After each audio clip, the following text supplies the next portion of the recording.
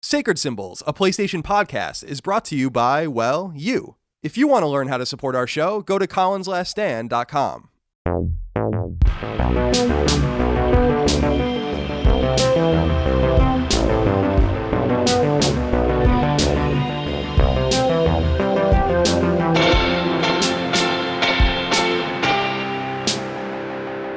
Greetings and salutations. Welcome back to Sacred Symbols, a PlayStation podcast. This is episode 85. My name is Colin Moriarty. I'm joined as always by Chris, Star Pilot, Raygun. Chris? Hey, welcome. 85, that's insane. 85, that's right. 85 episodes in. Very robust catalog of episodes so far in Sacred Symbols land. How are you today, Chris? I'm feeling pretty good. I ate a lot of food last night, so I'm feeling very rotund. Oh, today. Very nice. Good. Yeah, I don't know how to feel about that. I'm not used to feeling well fed. Yeah, you don't eat a whole lot. You're a small young man, and you don't have a belly, and you have a fast metabolism. So, this is kind of the state that I'm always in. I eat, as everyone knows, once a day, and I just shove enormous amounts of food down my throat, and so then I wake up and I'm like a beached whale in my bed when I wake up, and it's really nice. It's fun. Chris, exciting news. Yeah. For us to get into before we even get into anything else. I just want to get right into it. I think that's, who says that? Phil DeFranco. I don't know why I think that's just in the back of my mind all the time. Oh, Phil.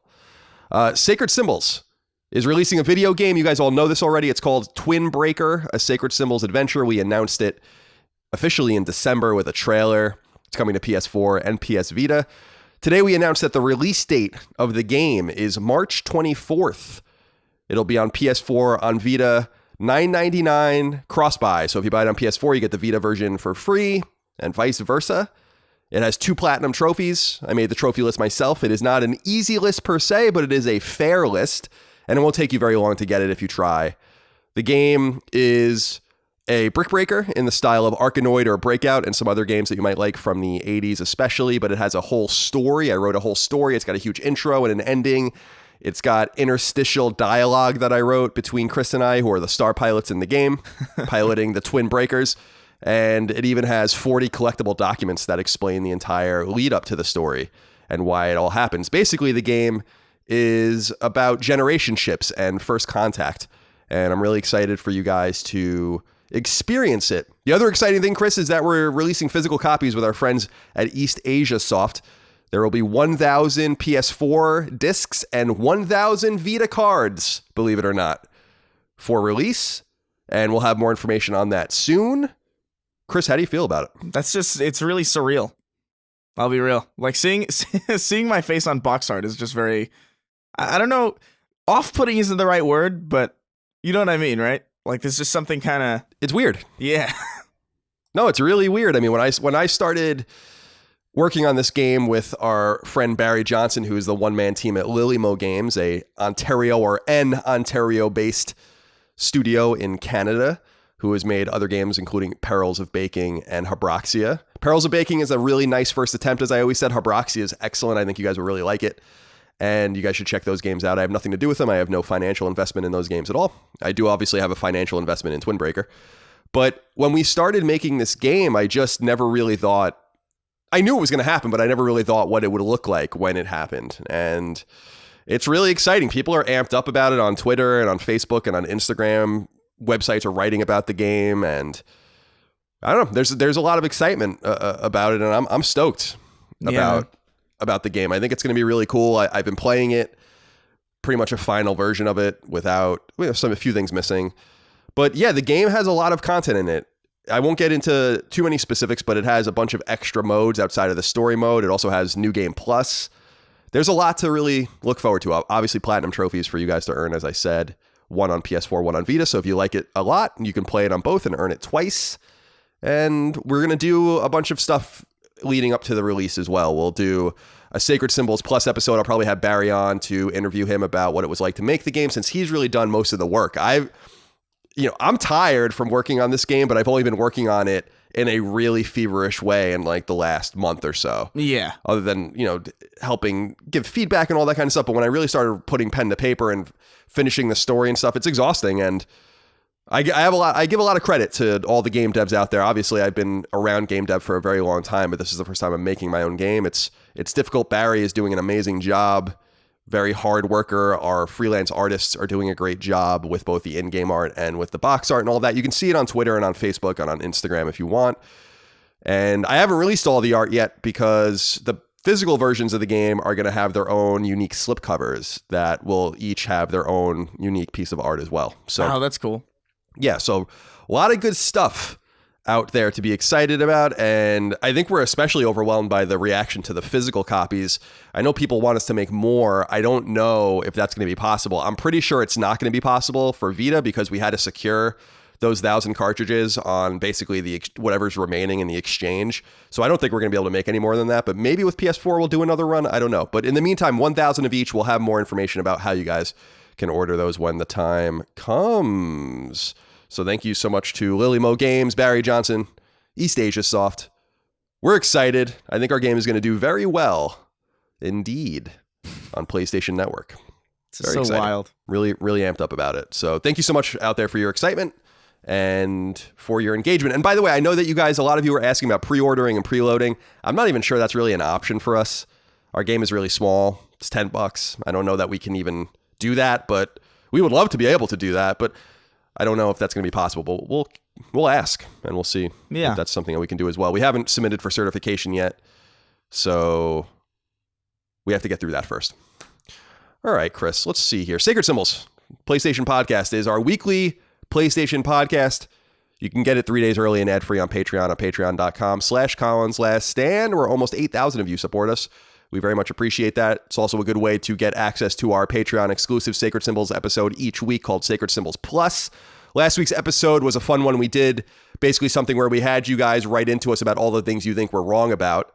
And we responded to those things, tried our hardest to defend our positions, our positions. And people really enjoyed the episode. And I thought we would be able to get everything into one episode, but we weren't. So I did my own question and answers that will be this week's episode. So the episode that's already up is Chris and I doing ours together and then Chris defending himself. And then you guys really took full advantage of challenging me, of course. So I did about another hour, 70 minutes of just defending myself without having to submit Chris to that sort of nonsense and chicanery. Yeah, that was a lot. It was. And there's more. I mean, even in the comments on the podcast, Chris, people have more things to say. So we'll do it again. And I think it's fun. I know that this is a one-way street. It's a podcast. We try our hardest, as you guys know, and we're going to get into just very briefly, to get all of your questions, comments, concerns, thoughts, and ideas in here. We get so many submissions, we can only use a fraction of them. We really try to be a listener-run show. I think that, at least with the podcast I listen to, no one else does it like this. So I'm proud of that, but I also know that we can't get everything in, and especially other than corrections, which we'll, again, get into in a moment, we can't get into all of the things you guys just take serious umbrage with. So it was a fun exercise, and we'll definitely do it again soon, I think. Yeah. Now, Chris, I haven't been to California. I moved out of California, obviously, in December. I haven't been there in a while. How is California? Is it doing well? It's stupid.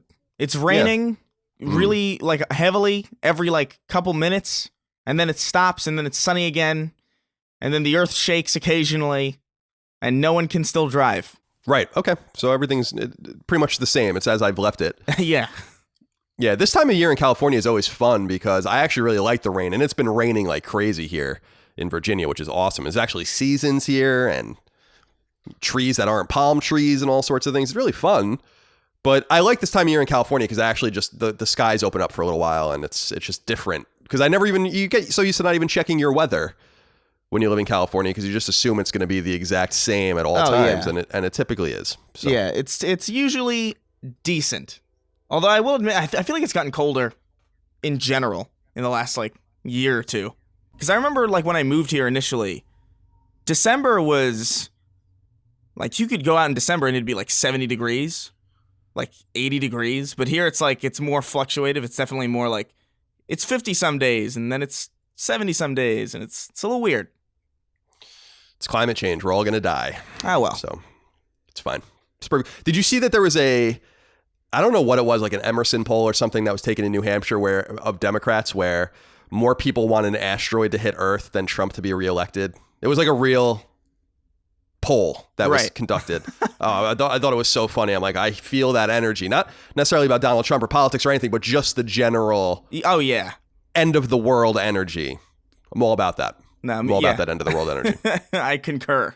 All right, let's see here, Chris. We got through all of the Twin Breaker stuff and all of the rigmarole for the intro. We have quite a few corrections. They're basically all for me, so I'll get through these really quick. All right. Obviously, we like to clear the record if we get something wrong, and we'll start doing that now. Seth Slycuse, I never know how to say that, says, "Hey, Colin, just real quick, wanted to keep you from making a massive mistake a few weeks ago. You said that Tales of Berseria was the weird open one that no one liked. This isn't true. The game you're thinking of is Zestiria.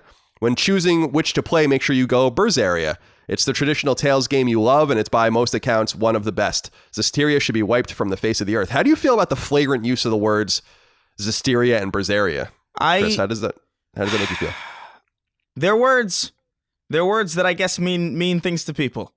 Yeah. This is gibberish as hell to me. It's funny, too, because the new Tales game that comes out this year is called Tales of Arise.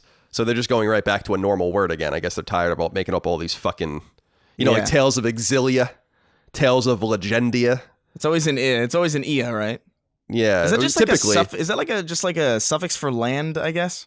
Yeah, I don't even, I guess so, or like a piece of lore, because the games they're just like Final Fantasy. Tales games have literal sequels when they take place in the same place, but they're not always named after the kingdom or world, because there's games like Tales of Destiny, for instance, which is actually my favorite. But typically speaking, very good. John Franco wrote in and said, "God damn it, Colin, Chris Redfield is a playable character on the first Resident Evil.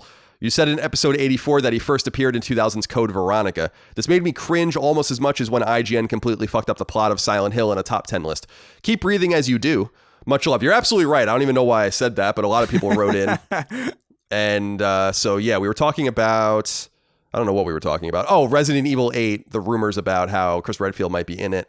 So, yeah, you're absolutely right. He is in the first Resident Evil. Don't know what I was thinking. I take it on the chin. Matt Sedapani wrote in. Oh, I'm sorry, Chris. No, isn't it just like really just genuinely scary?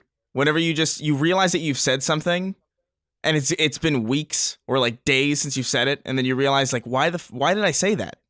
I know that's false. Yeah, I say things that are wrong all the time. So I think when you talk into a microphone enough, and you know all about this, especially now that you're doing your Snark Tank podcast, although you guys are a comedy podcast. We're a comedy podcast, I guess, too, but it's a little different. But if you're just talking, think about all of the facts and information that just flows through an episode of Sacred Symbols and how much of it is right.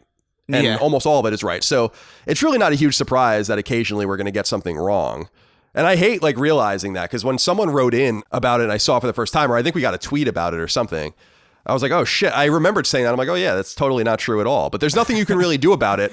Yeah. It's like already in the wild. I'm not going to go back and edit. At that moment, though, you have to like start thinking about whether or not you're even where you are really. Like, am I in a padded cell somewhere hallucinating all this? Sure. Could be the simulation breaking. I don't really know. But yeah, we get things wrong. The important thing is that we try to correct the record. Right. As well. So anyway, Matt Sedapani wrote into us, Chris. He said, "Hey guys, just wanted to do a quick correction. Welcome to the club, Matt. Over the last few episodes, you said MLB The Show will be heading to other platforms in 2022. It is actually 2021. So this year's MLB The Show 20 is the final PS exclusive game in the series. You're actually totally right about this as well. I think the reason I went and looked at this, I think the reason that I was putting it 2 years ahead was because it was 2 years ahead when it was announced, and I just forgot that the calendar rolled over. So that was an easy mistake to make. But I went back to the original announcement from Sony San Diego and the MLB. And they said that it could happen. Their verbiage is that it could happen as soon as 2021. And so, yeah, right. MLB The Show. This will be, again, Sony's first-party game that will be multi-platform. So we will see more about how that all works out in the future. All right, last correction. No Time wrote in and said, "Hello, CNC. Last week, Colin was speaking about the possibility of making an MLS game." That's Major League Soccer here in the United States. Well, FIFA includes MLS League since like forever. It was in FIFA as far back as PSP entries of the franchise. Keep on keeping on. When I was saying, this is another thing, Chris, where I was saying it and I knew it was wrong, because with the NHL games that I sometimes play and played for a long time, they have like everything in the. So I assumed that was the same for FIFA, but I just said it anyway. Yeah. Whatever. What do you guys want from me? Leave me alone. All right. Let's talk about you for a minute, Chris. Andres wrote in and said, "How is Chris sick? 3+ times in the last year. Does he have the immune system of a toddler? Chris? For a recluse, I interact with a lot of people. And actually like kind of a shocking amount of people come through my apartment. My apartment's kind of like the hub of my entire, web of relationships. Like all of my friends, all of my family who comes to LA, they come here and they bring their germs from when they drove here from fucking Arizona. And then I've got some random strain of, swine flu from, like, God knows. I actually don't, it's weird. Like, I find myself getting, like, a quarter or, like, halfway sick all the time, but never, like, really succumbing. It's like, I think I get really sick once a year, but, like, I think a couple times a year I'll just get, like, the beginnings of a cold, and then it'll go away. Or, like, the beginnings of, I don't know, just something. It's weird. Yeah, you know how you get like the scratch at the back of your throat, or and then you have to just kind of wait and see how it all goes. Right. There. Yeah. I totally hear you. That happened to me recently. Now that I'm around my 6 nieces and nephews pretty often, children are little germ factories. Oh yeah. It's only a matter of time before I catch something just catastrophic from one of these kids. There's no doubt about it. Catastrophic. And it's funny because I don't often, I should say, get sick. Like I haven't been violently ill, like really fucked up in probably 10 years or so. Where really? I'm like throwing up and I'm like bedridden for days. Yeah, the last time that I was like bedridden, I remember this because I'm a fucking dork. It was the week that Plants vs. Zombies came to PS3. And I was in bed just playing that game constantly because I was like really, really violently ill. But I'm not much of a puker. I don't really throw up very often. So if I throw up, something's up. Something's wrong. Yeah. But I've not been like bedridden with like a real illness in some time. I'm a pretty chronic hand washer, and also I really am a recluse. So that's both a blessing and a curse because that's obviously not inoculating me against the various germs in public, but I'm also not exposed to those germs. So it's a double-edged sword. I did go with some friends to a brewery, Triple Point Brewery, this past weekend where 2 different fans of this podcast recognized me, by the way. Oh, cool. Just throwing that out there. And it was like some sort of beer fest for IPA. I love IPAs. And you go buy cans and they give you cups and you kind of just share with people. But eventually you get so drunk that everyone's just drinking out of the cans at your table or whatever. So yeah. God knows what's going to happen to me in the coming days, weeks, and months ahead. I mean, alcohol is also kind of one of those things that kind of neutralizes that stuff, generally speaking. Point. Yeah, that's a good point. So it's the safest environment to do that kind of thing. Yeah, and IPAs are high alcohol content, 7-8%. Yeah. You can get an Imperial IPA that's even higher. So yeah, you're right. I haven't been drinking too much beer the last 5 or 6 years until I moved here, and I'm just right back in it. I'm gonna be rolling away soon. All right. Damon Weathers wrote into us and said, "Hey, C-Dubs, a few months back I told you about how I gifted my PS Vita to my nephew a few weeks after I bought it, and you called me a piece of shit on the air." To which many friends of mine text confirming me and agreeing, citing I was part of the problem with Vita's short-lived time on our planet, understandably so. Recently, I was visiting the same nephew's family home for an event last week, and I saw said Vita sitting in my nephew's room collecting dust on a shelf, surrounded by books and trash. Your nephew lives in some interesting surroundings here. A little layer of dust was on it. It was obvious that he wasn't using it, as I'm sure he has life with school and sports. I don't like people with lives, by the way. So in an irrational split second of decision making, I snagged it and put it in my coat pocket and took it home with me. It's been cleaned, charged, and works perfectly after being wiped and restored. The browser still has his porn history on it. That's awesome. But now she's back home with me and never leaving again. Not sure if that makes me an even worse person than I was before, but I regret absolutely nothing. Hope both of your weeks go well. Thanks for making Tuesdays. He just says, thanks for making Tuesdays. I don't actually make the day of Tuesday on the week. And he says, and loving Snark Tank, Chris. Hey, sick. That's, by the way, this is like this feels like a modern kind of Seinfeld episode. Gifting somebody a video game system and then seeing that they're just not using it and then just deciding to steal it. Yeah, it's like something George would do. Yeah, 100%. Yeah. I love it. Absolutely. I love that his porn history's on there. I gotta say, I don't think I ever even used the web browser on Vita. So I never looked at porn on the Vita, to be perfectly honest. That was what my iPad was for. The iPad 2. I used the iPad for that. I did that on the PSP, but it took so long to load that I just didn't care. Yeah, and it's in like some sort of weird aspect ratio and resolution, so it just looks worse. Yeah, it's like really widescreen. Yeah, let's stretching these. You like your women thick. Yeah. So, this makes them even thicker. 2 feet high and 7 feet wide. Yeah, it's like a brick or something like that. It's like good stuff. So, Damon, you made the right choice. You still are a piece of shit, but I'm glad that you got the Vita back and that you've secured it so you can play Twin Breaker on it. Yeah. On March 24th. It's good that you've given the Vita a better home, but you've also robbed a child. Right. So yeah, I mean, it's, again, a double-edged sword. Yeah. As it were. That child doesn't need anything. That child's not grateful for that Vita. He doesn't care about that Vita. Yeah. All right. Max Dexter Smith wrote in and said, "Hey, cuties, Colin and Chris. Put straight, boys, I'm conflicted. About a month ago, we had a roommate move out on terms that were worse than they were better. And to be honest, we're all glad that they're gone. They were an arse." I wonder where this guy's from. "But as I was cleaning up after their leave, I found they left a shopping bag outside with a PS2 and some classics like Simpsons Hit and Run and Lego Star Wars, which has surprisingly not been damaged by the elements.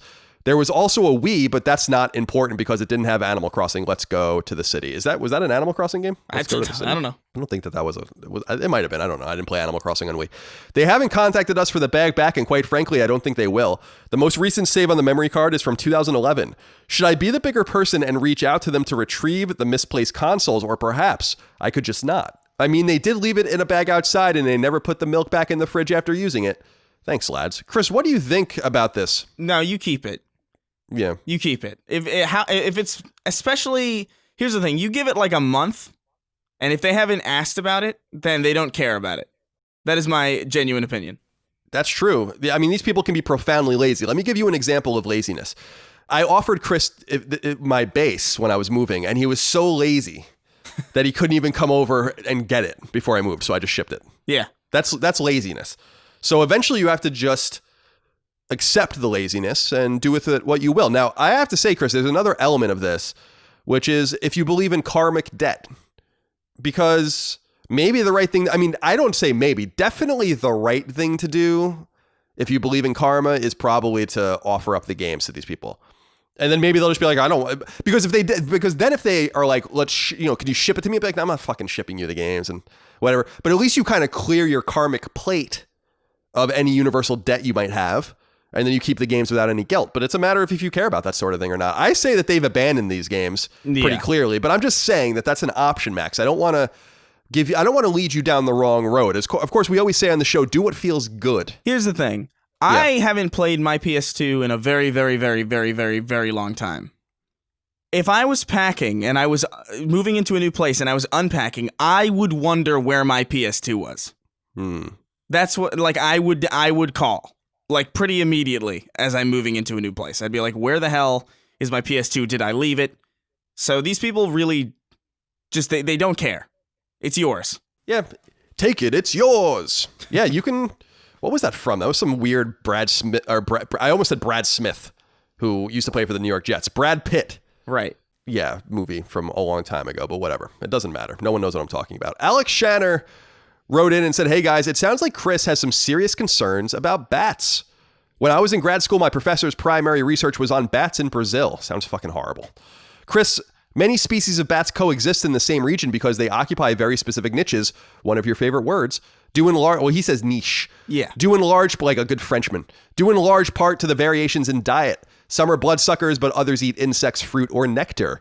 But what you really might be happy about is that my professor personally murdered over 6,000 bats in the name of science to analyze their stomach contents. I believe they were captured in nets and they had their necks snapped with pliers. Damn. That's 6,000 bats plus all those potential offspring that won't be coming for you with the coronavirus. Yo, that is metal as shit. I know, that is metal. Fuck. Yeah, that is metal. Holy moly. How do you feel about that? That's a bat genocide.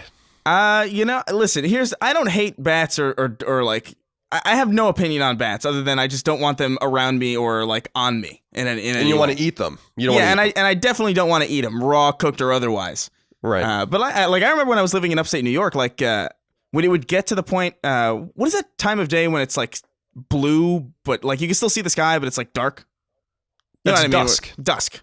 Yeah. Whenever it was dusk, I would go outside. That's just such a weird. Nobody says that really. Nobody says "meet me at dusk" anymore. That's like such a 17th century thing. But me and my friends would go outside like around that time and just throw sticks up in the air, and the bats would like kind of come out of the trees and like swoop down at the sticks. And it was they're wild. like echolocating or whatever. Yeah, they would think it was like some kind of a small bird or like a swarm of insects or something. It was really cool to watch. Yeah, they're interesting creatures. Definitely interesting, but I don't want them. Can we just all agree that people need to stop eating weird shit? Yeah. Like, stop eating bats, stop eating centipedes and other bugs. It's weird. I'm sorry. It's just weird. Yeah. I can't allow this anymore to happen. It's we definitely, can't be eating these things. It's definitely too much. Like this, and the thing that I have, like, I don't mind the fruit bats that look like dogs, even though they're kind of chimeran disasters. Yeah. But the ones that look like the vampire bats, the ones that look like ears, like they can fuck right off. Yeah, I don't like them. I don't like them, and I really don't want them near me. That if they're an important part of the ecosystem, no doubt. Yeah. But it brings me up to, there's all these interesting theories. I was reading about this recently about there are some ideas that we can make mosquitoes extinct by introducing, I guess, certain genetically modified mosquitoes into the wild, and then they'll mate and like fuck up all the future generations of mosquitoes. And this is something that they want to do because mosquitoes carry like these horrifying viruses and diseases or whatever that are killing people, especially in like Africa and other developing places.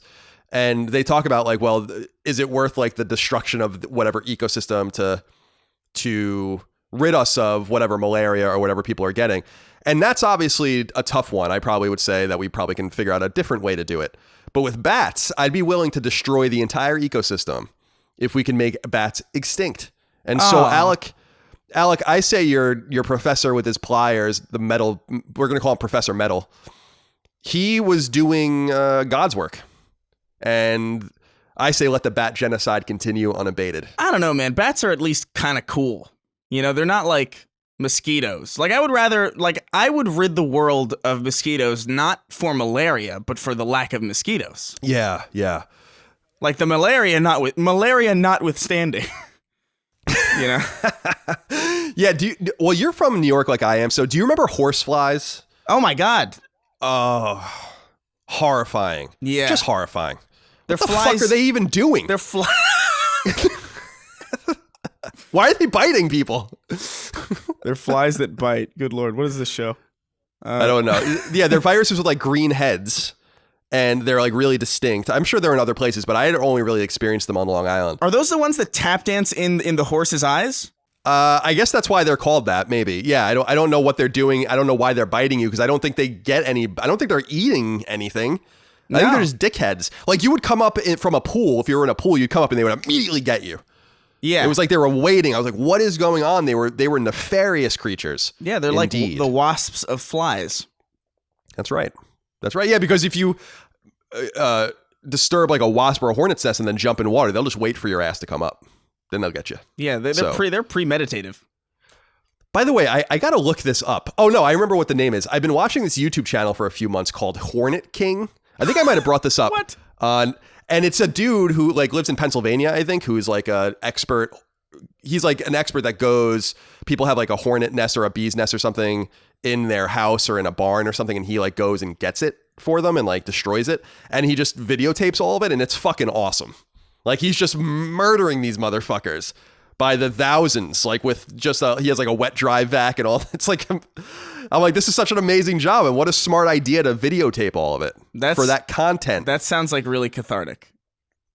I'm telling you, it really is. Now, I think those are really cool creatures. I like hornets and bees and everything. They're awesome, but not when they're in your shed or in your attic or something. And this guy is just laying waste to these motherfuckers. It's quite remarkable. And then he takes you want to hear something that's metal.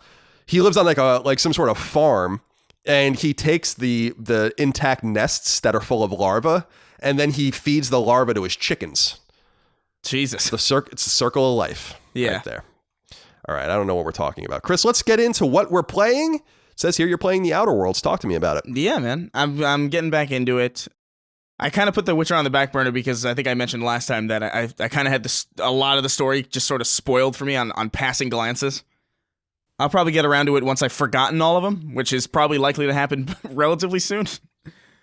But yeah, I really like it. I like it, I think, more than I thought I did. And I already kind of liked it a lot. It just feels really refreshing to play a game like this after so long of just not having games like this. I feel like even Fallout 4 for as much as I didn't really have a problem with that game as much as a lot of people did, it definitely felt more like a really in-depth shooter with some RPG elements and less like an RPG with some tight shooting. And I feel like this is kind of just really, I don't know, man. It just feels really good to play a game like this again. Yeah, I'm really looking forward to getting back to it at some point, because what I remember being so satisfying about it with the 20 or so hours I played was you really could play it non-violently quite a bit, more extensively in my experience than the Fallout games. Yeah. Which was cool. Now, I don't always want to play my games non-violently, but in this kind of game, I was just dumping like all of my points into speech and what I don't even remember, influence, whatever the various stats are that you can do. And you could just get out of like so many situations just by rolling the dice instead of pulling your gun. And I just felt like I had never really played a game that truly realized my ambition in this regard until I played the Outer Worlds. And maybe I just wasn't playing the Fallout games right, but I think I'm not an idiot. So I think they just don't have as many like options with perception and all that kind of stuff in the Fallout games as they seem to have had in the Outer Worlds, where I actually was disappointed when I had a fight, but typically you just fight in the wild. But the thing that the Outer Worlds feels a little tight though, and what I mean by that is like it seems a little constrained in its size, which I understand because that makes it a little more approachable. But that's the only thing that I remember kind of thinking negatively about it. But I don't have like a full opinion on it. Honestly, that's the only reason I even went back to it in the first place, is because I knew that it was so short relative to like a Witcher or something of that scale. Well, the Outer Worlds, we'll talk about that in a little while, actually, in the news, because there is something to say about it, but I'm glad that you got back to it. I'm still playing Dragon Quest XI. I just can't even talk about it anymore. I'm sick about it. What's actually fun is I'm getting close now. I'm definitely getting close to the end. And because I think there's only like 5 or 6 story trophies left to get. And it's fun. I mean, I'm enjoying it. I find it quite charming. I just don't understand why it has to be this long. I like games that are long, and sometimes a game can really justify its length in a lot of different ways, but I just don't know that Dragon Quest XI is justifying its length. Although there are some really interesting and shocking twists and turns in the story that I certainly wasn't anticipating. And it's a good game to just like listen to podcasts while you're playing, and then I just pause the podcast when there's dialogue and take a gander at what they're saying. But it's still there. I'm pretty sure, because I've already recorded Knockback and Sacred Symbols Plus this week, and all the stuff with Twin Breaker is now done. I've submitted all my stuff, so I really need like some time to myself. I haven't had like a moment to myself really in a while. Yeah. Between work and family and all that, so I think I'm going to have an extensive amount of time this week to finally like sit down and play it for more than a couple hours a night, which is what I've been basically doing, and getting it off my plate. And I think I've decided what the next JRPG is I'm going to go after, which is Final Fantasy VIII. Final Fantasy VIII. Is what I'm going to be playing next, I do believe. All right. Trophy enabled on PS4. So I've been watching this show, The Last Kingdom, on Netflix over the last few weeks. It's about the Vikings and Saxons fighting all over the British Isles, and I'm quite enamored with it. But if I'm being frank, and I always am, I couldn't help but notice that there's quite a bit of baldness in 9th century England. There's a balding priest and a balding warlord and even a Danish princess with a receding hairline. If only it were literally 1200 years later, perhaps these brutal warriors could have used keeps to help rejuvenate themselves from their hairless state.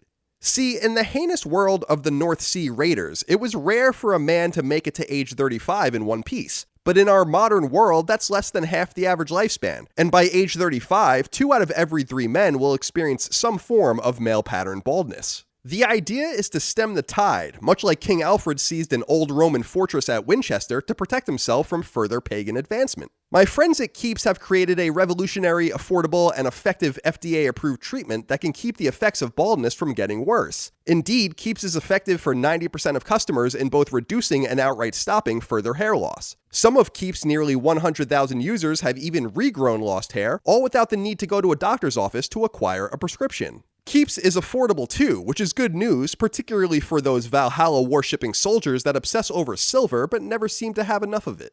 Treatment starts at $10 a month, but with today's deal, you can get your first month totally free of charge. All you have to do is go to keeps.com/symbols to begin your sacred hair loss prevention quest. Again, that's keeps.com/symbols.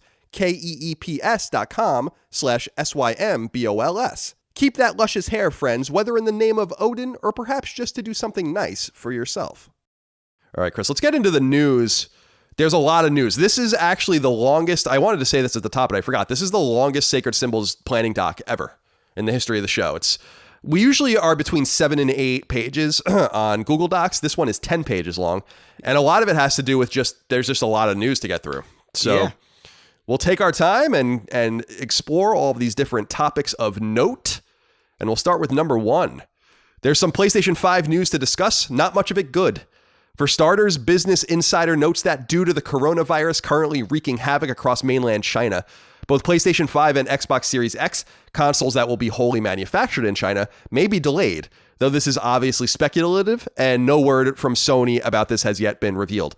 Business Insider relays word from a note sent out to some investors from the Jefferies Group that said in part, quote, "The video game sector is currently manufacturing or beginning to a once in several years product generation change for the 2020 holiday season. If shutdowns exceed a month or so, game schedules will be delayed. New consoles may likewise suffer supply issues from a prolonged disruption ahead of their fall 2020 planned launches," end quote. Meanwhile, IGN relays word from Sony CFO Hiroki Totoki. That's what his name is. It's awesome. Hiroki Totoki, who said in part, quote, "It's very difficult to discuss anything about the price at this point in time." He's talking about PS5. "And depending upon the price level, we may have to determine the promotion that we are going to deploy and how much cost we are prepared to pay. So it's a question of balance. All of this," and that's at the end of the quote. So what he's saying there is they've not decided the price yet, which has been circulating quite a bit. All of this comes on the back of a piece from Website Protocol that quoted in part Microsoft's Phil Spencer, who said, quote, "When you talk about Nintendo and Sony, we have a ton of respect for them, but we see Amazon and Google as the main competitors going forward. That's not to disrespect Nintendo and Sony, but the traditional gaming companies are somewhat out of position. I guess they could try to recreate Azure, but we've invested tens of billions of dollars in cloud over the years. I don't want to be in a fight over format wars with those guys while Amazon and Google are focused on how to get gaming to 7 billion people around the world. Ultimately, that's the goal," end quote. There is a lot to get through here, Chris. Yeah. But the thing that we have to, I guess, kind of identify, and this, I think the coronavirus, I don't even want to say this and be wrong about it because obviously there's terrible shit happening in China and elsewhere. The first American actually died of coronavirus a few days ago. And you see some terrible videos of communist repression in China of people being locked into their apartments and all this. There's a lot of crazy shit. And certainly more people are dead than the Chinese government is letting on. But I just don't know if this is really going to be this like global pandemic that everyone's so afraid of. I guess we'll see. But we do have to identify one way or the other that this might have a material effect on PlayStation 5's availability and maybe even release date, since these consoles are built at Foxconn in China, where like everything is built. So how are you feeling about that? Are you feeling like we might see some delays or supply constraints? I don't know. I don't think it's likely. I do think this is a big deal, but I don't know if it would really. I just don't see any reason why it would delay hardware, just because people are sick, or maybe just the machines are contaminated. Like, what would be the reason? I think a lot of it has to do with the fact that if the factory workers are sick, or if they're trying to silo everyone away from each other so that no one's getting each other sick, then it could be that production of everything just shuts down. Then you have a back, because they're not only making PS5s. So then you have like this idea of like, well, then they have to catch up on all these other things. And then before you know it, you're just behind and you can't make as much of a supply as you want. And if you don't have the availability that you want of the PS5, do you just delay it in order to let them build these things up? Because as the Jefferies Group said in their note to their investors, the production of these consoles, and I've been saying this too, the production of the consoles is going to actually begin soon, both components and then in boxed versions. I mean, they're going to have to get these things done and boxed this summer. So it's just, I don't think it's so much about the units being contaminated, but about the availability of the personnel needed to make this stuff. Because I think, I could be wrong, but I think that Tesla ate shit this week on the market because they were not able to get their supplies from China. Of, I guess, some new cars or new components that they're building. So this is already having a material effect in a more immediate way on different manufacturers. So it's just something that we have to throw out there. Yeah. As a possibility. Joshua Taylor did write in about this, and he says, "What's up, CNC? With the recent news of Nintendo having to delay production of the Switch because of the corona outbreak." So, by the way, yeah, there is a production delay already in motion currently with the, I guess, Switch, because Nintendo is experiencing, I guess, issues as well out of China. And he says, it makes me think of an even more dire situation. Is it possible that the launch of the next generation is delayed if this thing isn't contained soon? What do you think the timeline would have to be before they would absolutely have no choice but to delay production and ultimately the launch? Or playing devil's advocate, do you see a scenario where they manufacture what they can, knowing full well that there would be a shortage for the foreseeable future? It would create an even hotter product due to its short supply, almost guaranteeing the PS5 would fly off the shelf for the first 18 to 24 months as soon as it's stocked. It would somewhat recreate the Wii era shortage, with the difference being that this is real and not an artificial supply issue. Sorry for the long question, but I thought it was well worth discussing. Keep making all my days great. Thank you so much for your question. So Joshua wisely brought up the Wii supply constraint that happened in 2006 and 2007. And like he said, that was an artificial supply issue, which Nintendo is absolutely notorious for. So this would be different. I don't know, Chris, what would be the better option is saying, we can only create 30 or 40% of the PS5s that we want and we'll release it on time, or saying we're just going to hold off and make a backfill of the consoles and release it in, say, February. I actually like the latter option. And again, this is all hypothetical because it really can't, the only thing it can hurt is Sony and their bottom line, which is going to be hard for them to kind of withstand, especially because PS4 sales will basically just freeze at that point. So they're not going to have that revenue. And we're going to talk about PS4 sales in a little while because they are slowing down. But I think it would be much wiser to say, like, listen, we'll have enough consoles for everyone that wants them. We need a little bit more time. And this gives everyone with launch games more time to work too. But I think that they would have to work with their third parties and their publishing partners because a lot of people are also relying on the revenue from a November launch. So It's very complicated. And again, we're being hypothetical here. It might not be anything, but as the letter said, this is already affecting Switch production. So who the fuck knows? How this is going to shake out. I feel like it's definitely going to be more likely that you're going to see it launch on time with a supply shortage, if this is a thing. There are far too many companies involved, and I also just think if one of them pushes it, let's say if one of the major, let's say if Xbox releases their thing in February, then Sony would almost be poised to just put it out on time anyway, just to get out ahead of it, because that was the initial release schedule anyway. Like, it wouldn't even be releasing it early or like releasing it with some kind of sacrifice to power just to get out ahead. It would literally be just on time. Yeah, it's a good point. I mean, that's a really interesting point in the sense, Chris, that if one goes and the other doesn't, or one tries to take advantage of it, could also create bad PR optics for them by saying, like, well, you're taking advantage of this catastrophe in China to just get up on your competitor. But that's what the market's all about in a way. Yeah. But I think that we're probably worrying about nothing. I really feel, again, I don't want to be wrong. I know people are dying. It is a sad and terrible thing, but I just don't think this is going to probably prove to be an issue. We're recording this on February 10th. Yeah. The consoles come out in probably 9 months from now, maybe even to the day. So there's time, but there's not that much time. So we will have to see. When you're making this many consoles and this many components and creating at such an economy of scale, you got to get ahead of the game. So we'll find out how it all goes. And I always bring up about how the PS3 Slim literally leaked out of Foxconn and was in Singapore black market before it was even announced.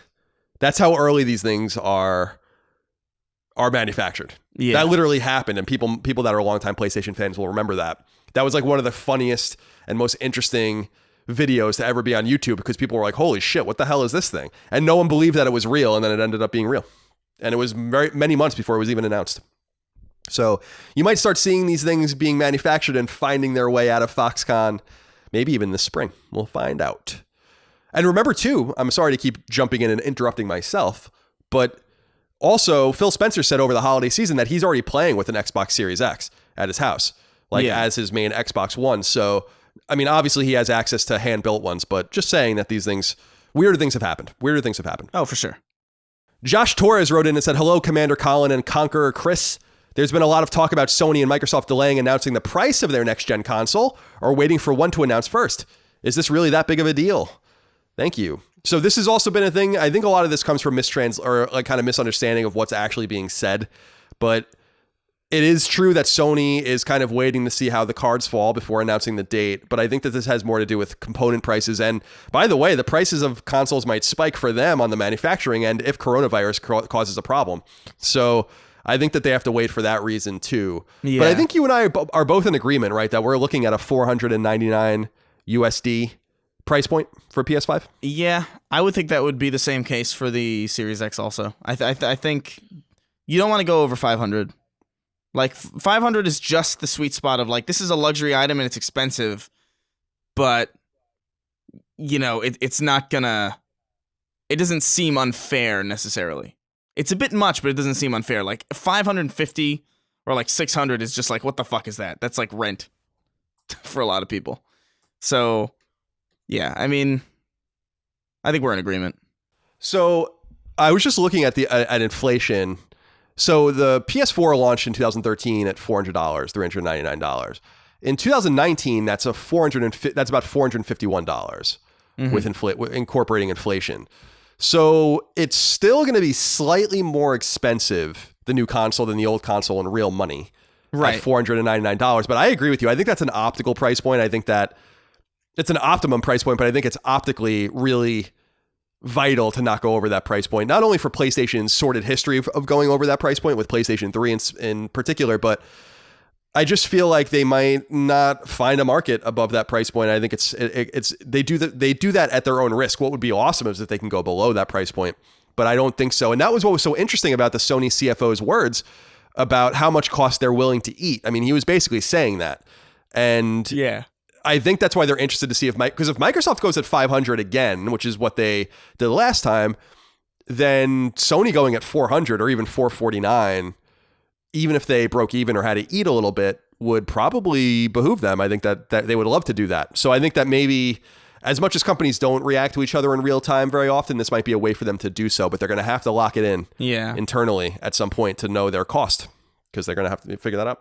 But then there's also the very real reality of the fact that because Xbox is such a agnostic platform now, and their software is available in so many different places, and they're getting all this revenue from Game Pass as a service, that they could probably afford to just push the price of the unit down and probably appeal to more people in the process. You're right. I wonder if, it would be interesting if they went in the opposite direction this time, because Xbox's agnosticism is really appealing to a lot of people, and I understand why. It's not appealing to me, but it is appealing to a lot of different people. And so maybe the shoe will be on the other foot this time. I wouldn't mind seeing a more competitive market in that way, make Sony sweat a little bit and see what they can do under duress, since they really haven't been in some time. Yeah. All right, Chris, let's move on to number 2. This is actually huge news. If not for the PS5 news, this would have been the lead story. Oh, yeah. Publisher Take-Two Interactive, the owner of renowned studio Rockstar Games, revealed shocking news in a Securities and Exchange Commission form, indicating that it felt this news was big enough that it needed to officially let its shareholders know. The form reads in part, quote, "After an extended break beginning in the spring of 2019, Dan Houser, Vice President Creative at Rockstar Games, will be leaving the company. Dan Houser's last day will be March 11th, 2020. We are extremely grateful for his contributions. Rockstar Games has built some of the most critically acclaimed and commercially successful game worlds, a global community of passionate fans, and an incredibly talented team which remains focused on current and future projects," end quote. Dan Houser's exit from Rockstar Games is potentially catastrophic for the brand, a brand he co-founded with his brother Sam Houser in 1998.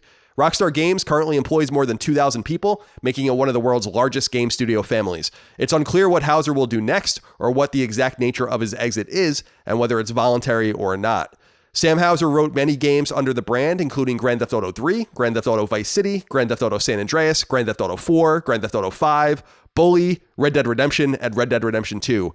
He acted as producer on multiple games, including Grand Theft Auto 3, Grand Theft Auto Vice City, Grand Theft Auto San Andreas, Red Dead Redemption, and Red Dead Redemption 2. Chris, what say you?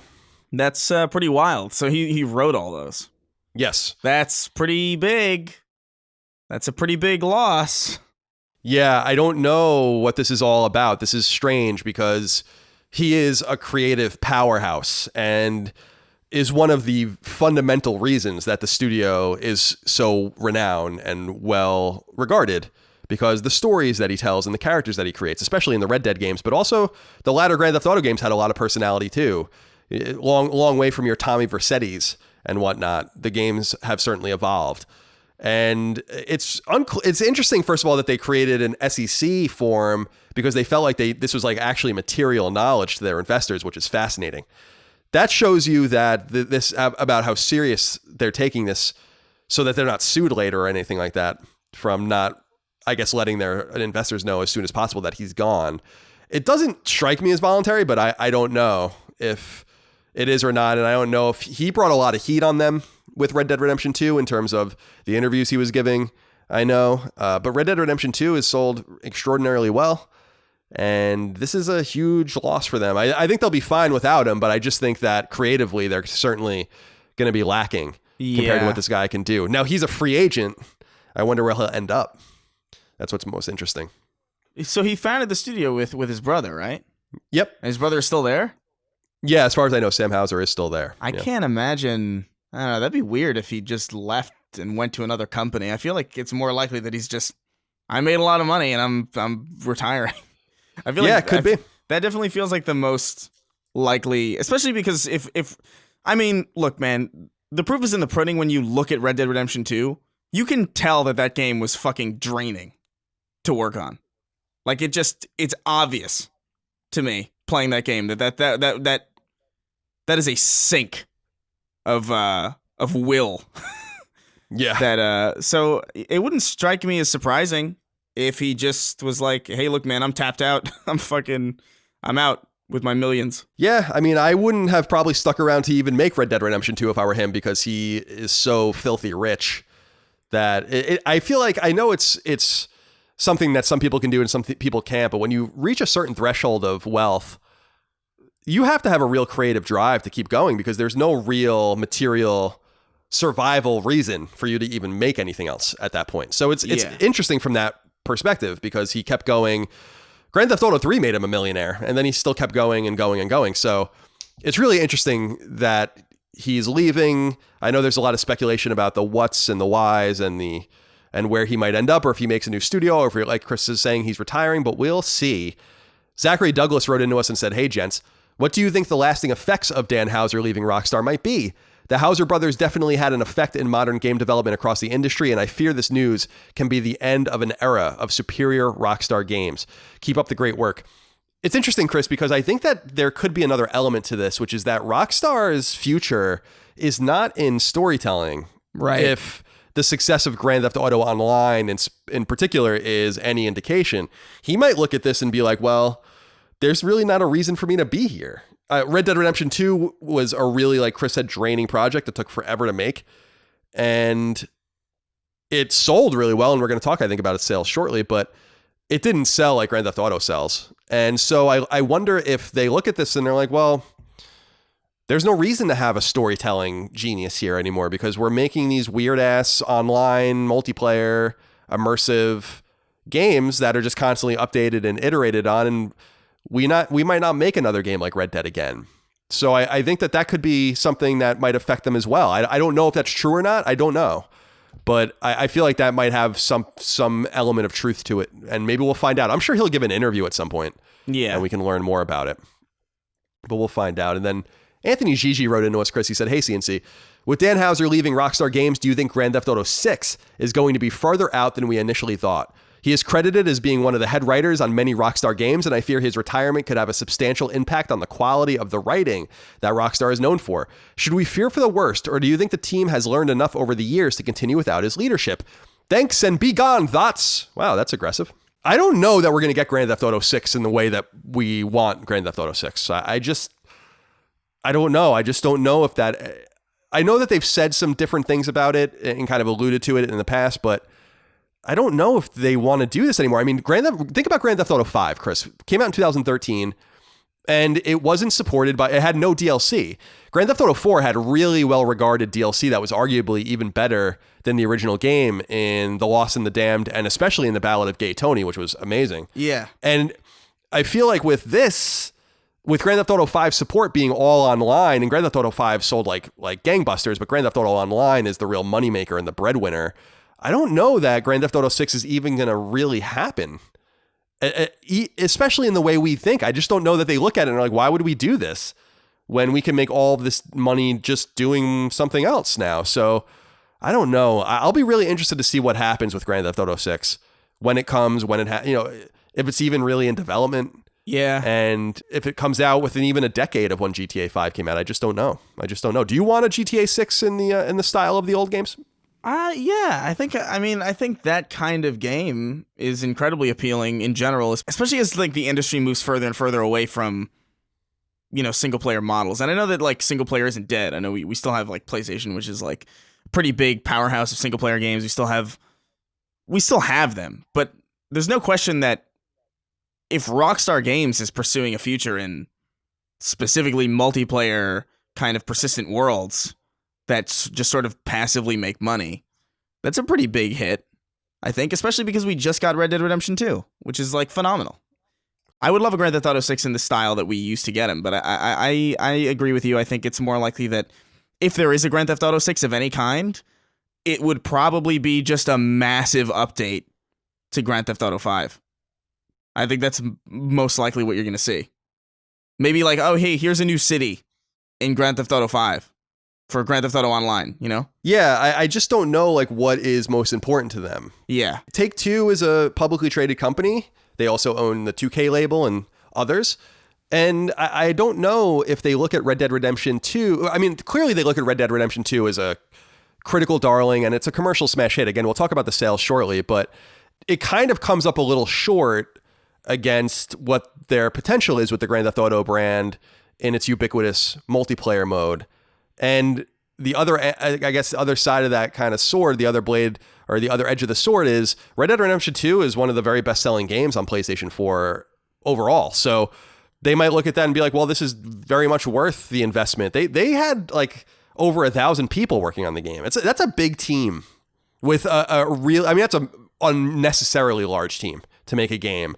And so I don't know if they, and I'm not saying 1,000 people, by the way, at the same time, 1,000 people over time, which is still enormous for a standalone game, a single player game. And I don't know if they look at that and they're like, well, we can just extract more value by not doing this. We can extract a lot of value by doing this, but we can extract a lot more by not doing this. Yeah. And so I think they have to balance that and see what happens. But hopefully you're right that Red Dead Redemption 2 has kind of lit a fire under their ass. And they realize like, wow, there's really something here. This game sold really well. Its online component, as people will recall, was not even ready at launch. So it was a game that sold based on just being a single player game. And people loved it. So we'll see how it all goes. But we wish Mr. Hauser the very best, obviously, in his future endeavors. I hope he's enjoying all of his money. Yeah. I sure would be. Number 3. In 2015, Sony rather quietly expanded its roster of first-party studios with a British team known as Sony Manchester. Manchester's charge was to make PSVR games. Now, 5 years later, Sony has revealed that the studio has closed down without so much as releasing a game, calling into question not only the team's leadership and inability to ship, but what the future of PSVR might actually be, with Sony's seeming inability to support it internally in any robust fashion. There's little else to say about the studio's closure since we didn't even know what they might have been working on or what obviously went wrong there, but we wish all of those who lost their jobs the very best. This marks the 7th studio under Sony's umbrella to be closed down since 2009. Incognito, Zipper Interactive, Big, Evolution, Gorilla Cambridge, and Sony Liverpool are the other 6. Notably, 5 of the 7 closed studios were British, with the other 2 being American. Sony still has 2 remaining British first-party teams in Sony London and Media Molecule. Ironically, Sony London is the one team that's really supporting PSVR. Pete wrote in and said, "Hey CNC, it's been a confusing week for PSVR. On one hand, the creative director behind the astounding Astrobot was promoted to the director of Sony Japan. On the other, Sony's VR-focused Manchester studio was shuttered, seemingly out of the blue based on recent job listings. I'm still bullish about the future of PSVR, but I'm curious to know what you guys think. Also, what direction do you think should Sony take in order to ensure great PSVR exclusives? Have some of their current first-party studios create a PSVR game, set up first-party studios dedicated to making PSVR games, or cultivate second-party relationships with current well-known independent VR studios? Keep up the great work. Enjoying the content." Chris, what do you make of this Manchester studio founded 5 years ago? No games released, and then suddenly shuttered. What do you think? That's pretty wild. I mean, they gave them less time than they gave Media Molecule. Yeah, they gave them very little time. Yeah. Compared to Media Molecule. But yeah, man, I don't know. I it must be just that they saw what was going on at the studio and they just didn't approve of what was happening, or maybe it was just like really poorly managed, or just nothing was arising of any real value. I haven't heard anything about the studio in years.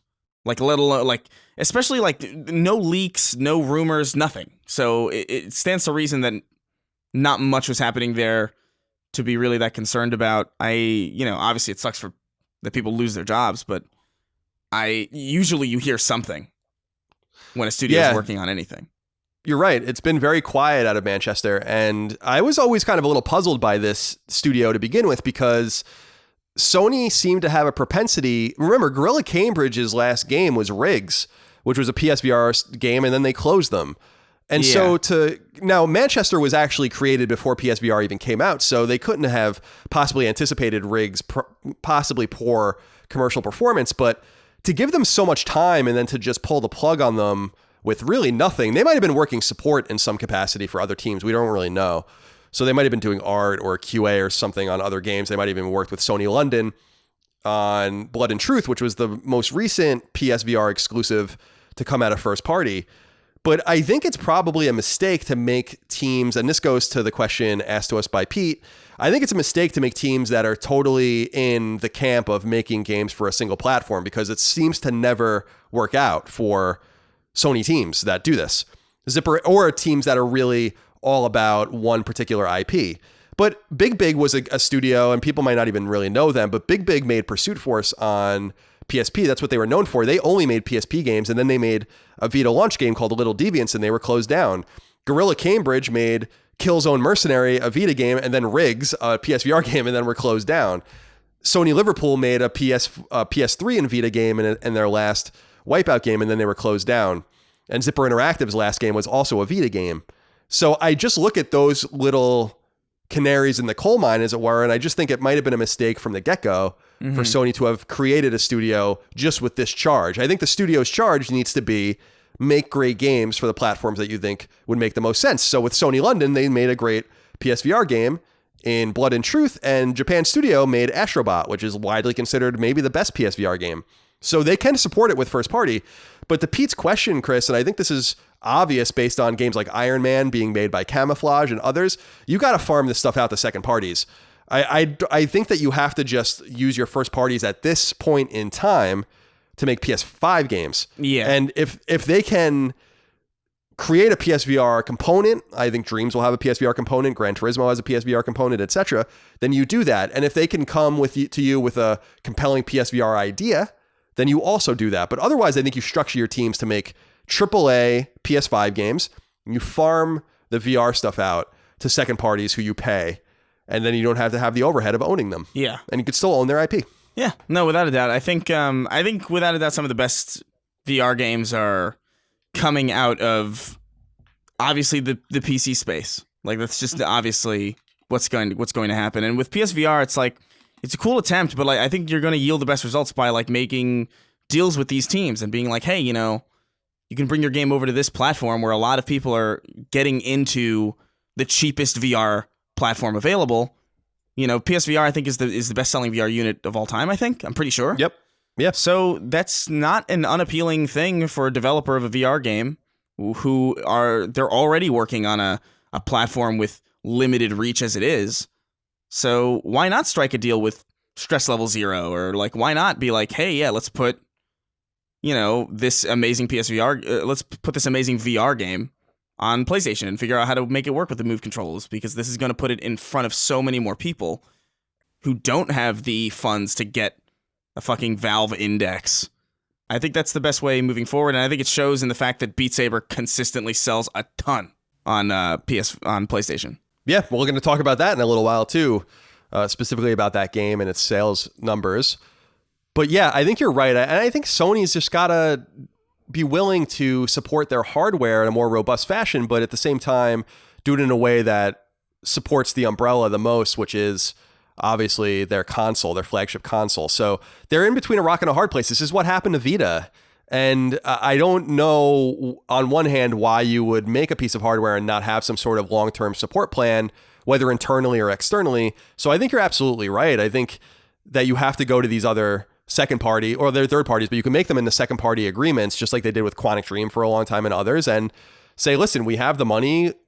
And this provides a lot of financial security for the studios as well. Yeah. They would love Sony's money. They would love it. And so Sony's just got to go around and support this thing. If they really believe in PSVR as much as they say they do, and they want to support the 5 or 6 million people that own one who buy games, then you got to go out and buy those games. And I just don't know that it was wise to just have a studio charged with making games only for what is literally 1/25th or so of your player base. It's just not a wise move at all. And we'll see how it all shakes out. But yeah, our very best goes out to the Manchester employees that lost their jobs very suddenly, it seems. And hopefully they can rebound and take some of that expertise to maybe even some other Sony studios. Sony London will continue to support PSVR, I'm sure. And maybe they'll absorb their game. Maybe we'll learn more about that in the future.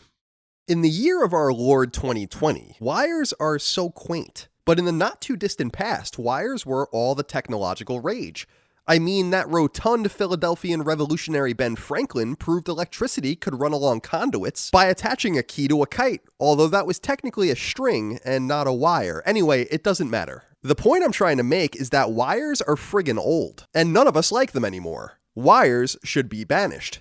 This is especially true when it comes to earbuds, which, when wired, are cumbersome and obnoxious. But thanks to Raycon, you can get premium wireless earbuds at an affordable price. Earbuds that I bet Benjamin Franklin wished he had at the Continental Congress, so he could drown out the endless ramblings of that old so-and-so Patrick Henry, who said something about liberty and death, though Franklin couldn't hear him that well because he was half deaf. I just made that up, by the way. I have no idea if Benjamin Franklin was half deaf. He probably wasn't. Anyway, Raycon's earbuds started about half the price of their high-end competitors, and their newest model, the E25, allow for seamless Bluetooth pairing and 6 hours of playtime. And while music sounds awesome through them, they're great for taking phone calls too. Raycon was founded by American singer-songwriter-actor Ray J, and performers from the ever-stoned Snoop Dogg to the seasoned folk rocker Melissa Etheridge are regular users. I'm convinced my man Benjamin Franklin would be too, but well, he's been dead for like 230 years, so we'll never know for sure. To get a pair of Raycon earbuds for yourself and 15% off your order, head to buyraycon.com/sacred and better your audio listening experience. That's buyraycon.com/sacred. BUYRAYCON.com/SACRED.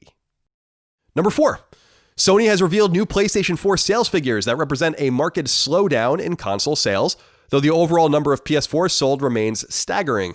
With 6.1 million PS4s sold during the 2019 holiday season, down a full 2 million since 2018's holiday season, overall PS4 sales now stand at 108.9 million, a latent number since those figures are counted only through the end of 2019.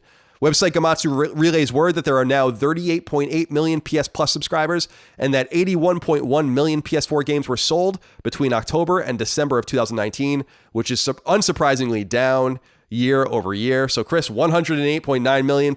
I said that PS4 would peter out about 120 or 125. I think I might be lowballing it. I think it might actually go higher than that. What would be really amazing is if they can extract 40 million more out of this thing, which I don't think they can. No. And get it to PS2, which would be crazy. But I think, 125, 130 might be a reasonable number for PS4s. Yeah, I think so. We'll find out. That's a wild amount.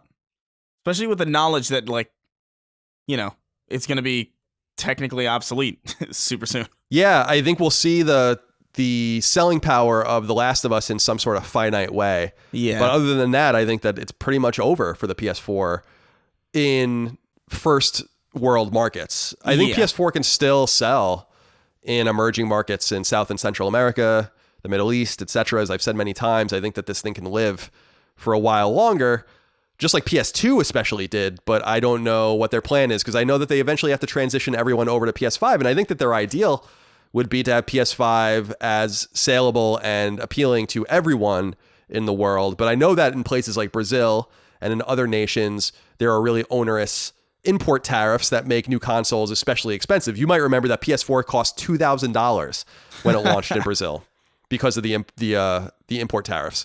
So that's why old consoles are so popular there. But I think that they might get rid of that soon. I don't really know what their trade policy is going to be moving forward. I am not an expert in Brazil, but it's just something to keep in mind that these old consoles might still live. But I think that it's more likely that the Xbox One will live a longer life since they are not going to make any Xbox Series X exclusives for 12 to 18 months after launch. Yeah. Okay. Number 5, this just happened right before we started recording, so I had to delay our start time to get this into the document. Publisher Electronic Arts and developer BioWare have finally broken its silence concerning Anthem, its long-troubled online shooter that launched about a year ago. In a blog post on BioWare's website, BioWare's Casey Hudson posted the following in part, quote, "Over the last year, the team has worked hard to improve stability, performance, and general quality of life while delivering 3 seasons of new content and features. We have also heard your feedback that Anthem needs a more satisfying loot experience, better long-term progression, and a more fulfilling endgame. So we recognize that there's still more fundamental work to be done to bring out the full potential of the experience, and it will require a more substantial reinvention than an update or expansion. Over the coming months, we will be focusing on a longer-term redesign of the experience, specifically working to reinvent the core gameplay loop with clear goals, motivating challenges, and progression with meaningful rewards, while preserving the fun of flying and fighting in a vast science fantasy setting. And to do that properly, we'll be doing something we'd like to have done more the first time around, giving a focused team the time to test and iterate, focusing on gameplay first. In the meantime, we will continue to run the current version of Anthem, but move away from full seasons as the team works towards the future of Anthem." End quote. Anthem launched on February 22nd of last year and sold strongly, though it was almost immediately panned by a majority of the player base as being shallow and lacking any sort of stickiness. Chris, we're talking about Anthem again. What do you think about this from Casey Hudson? I just can't believe it. I don't know, man. I love stories. I love redemption arcs. I love when a game can come out and it's trash and it's just objectively terrible. And then the team just sort of, gets their shit together and turns it into something worthwhile. This happens kind of often now. Battlefront 2, No Man's Sky, famously, Rainbow Six Siege. There's a ton of examples of this happening and it working out pretty well. But the difference is that a lot of those games, Rainbow Six Siege, No Man's Sky, these are games that either had a solid foundation that felt at the very least like they were going in interesting directions, or at least in No Man's Sky's case, that it was an interesting premise that hadn't been done before, that, it would be expected that they would run into roadblocks. Anthem is a looter shooter. A third-person co-op-centric looter shooter with no PvP. It's another sci-fi third-person I don't know. I just don't know what the reason is for doubling down so hard on this particular game. Why didn't they fix Andromeda? It's just so... I don't know. I'm frustrated, honestly, that we're talking about this again. Me too, and I think it's fair to ask about Andromeda because they really did shit the bed with that game, and they abandoned it. Listen, guys, they abandoned Mass Effect, and they're doubling down. They're oh wait, we gotta really fix Anthem. We gotta build it up from the ground. What are you doing? I don't know. It's frustrating because I really like BioWare and I like most of the things that they've put out. So just to see them double down on this game that I just don't think has any, I don't want to say value because that sounds harsh, but I don't see the point in Anthem. I really don't. And I'm trying to. I just can't. Yeah, I don't know how to interpret this. I mean, that's the thing that I'm really struggling with. And I haven't had a lot of time to really mull over it because, again, this just happened before we started recording. But I can only see it a few different ways. Anthem actually did sell by volume pretty well. I don't know if they were selling copies at full price for very long. I'm sure they weren't. But a lot of people bought Anthem. It was probably in the top 25 best-selling games of 2019, maybe even the top 20. I'd have to go back and look. But a lot of people own it. So if I were giving EA and BioWare the benefit of the doubt, especially EA, I would say that they're saying, listen, we sold this game. A lot of people have it. And we really need to fix it because to the credit of Andromeda, it didn't sell well. It was immediately panned. So they might have looked at the sales figures of that and been like, fuck it, there's really no reason to do anything with this anyway. Plus, our real BioWare team didn't even make it. So they probably didn't want to fix it anyway. So I can, if I wanted to give EA and BioWare the benefit of the doubt and look at this positively, I can say, listen, they want to fix the game because they sold a lot of copies. A lot of these copies are in people's hands. It's basically valueless on the used game market, so people are just going to hold on to it. And similar, like we've said many times with the Hello Games arc with No Man's Sky, maybe it lives again. People have the game, they put it in, we can find them again, we can sell DLC, whatever the case might be. But I really don't think it's that. I really feel like EA and BioWare, and again, this is just my first instinct. Maybe when I marinate on it a little more, I'll have a different opinion, but I feel like this is them just being stubborn. And I don't know why you would want to be stubborn. Like when you're saying, Chris, BioWare has the ability to make fantastic games in their wheelhouse. They don't make looter shooter games. This is not what they make. They make single player role-playing games. That is their specialty. It has been their specialty for a very long time. That is why anyone cares about BioWare. Whether you're talking about KOTOR, or you're talking about Jade Empire, or you're talking about, obviously, Mass Effect or Dragon Age. And we know that they're going to go back to Mass Effect at some point. And we also know for sure that they're going to make Dragon Age 4. So I just don't understand why you don't just pivot. You admit that you lost. Because here's the problem, and you brought this up, and this is a really great point. This isn't a single player game. So even fixing it, even if you make Anthem great again, make Anthem great again, that's MAGA. Even if you do that, it requires lots of different people to be on board for it to work. So in other words, you're not making a game just for single player. Like you can play No Man's Sky with other people, but No Man's Sky is fully playable by yourself. Now you can play Anthem by yourself if you want, but it's not really made for that. And so I guess the point I'm trying to make is if you make Anthem better, you're still going to have buy-in from lots of different people for it to work and be satisfying.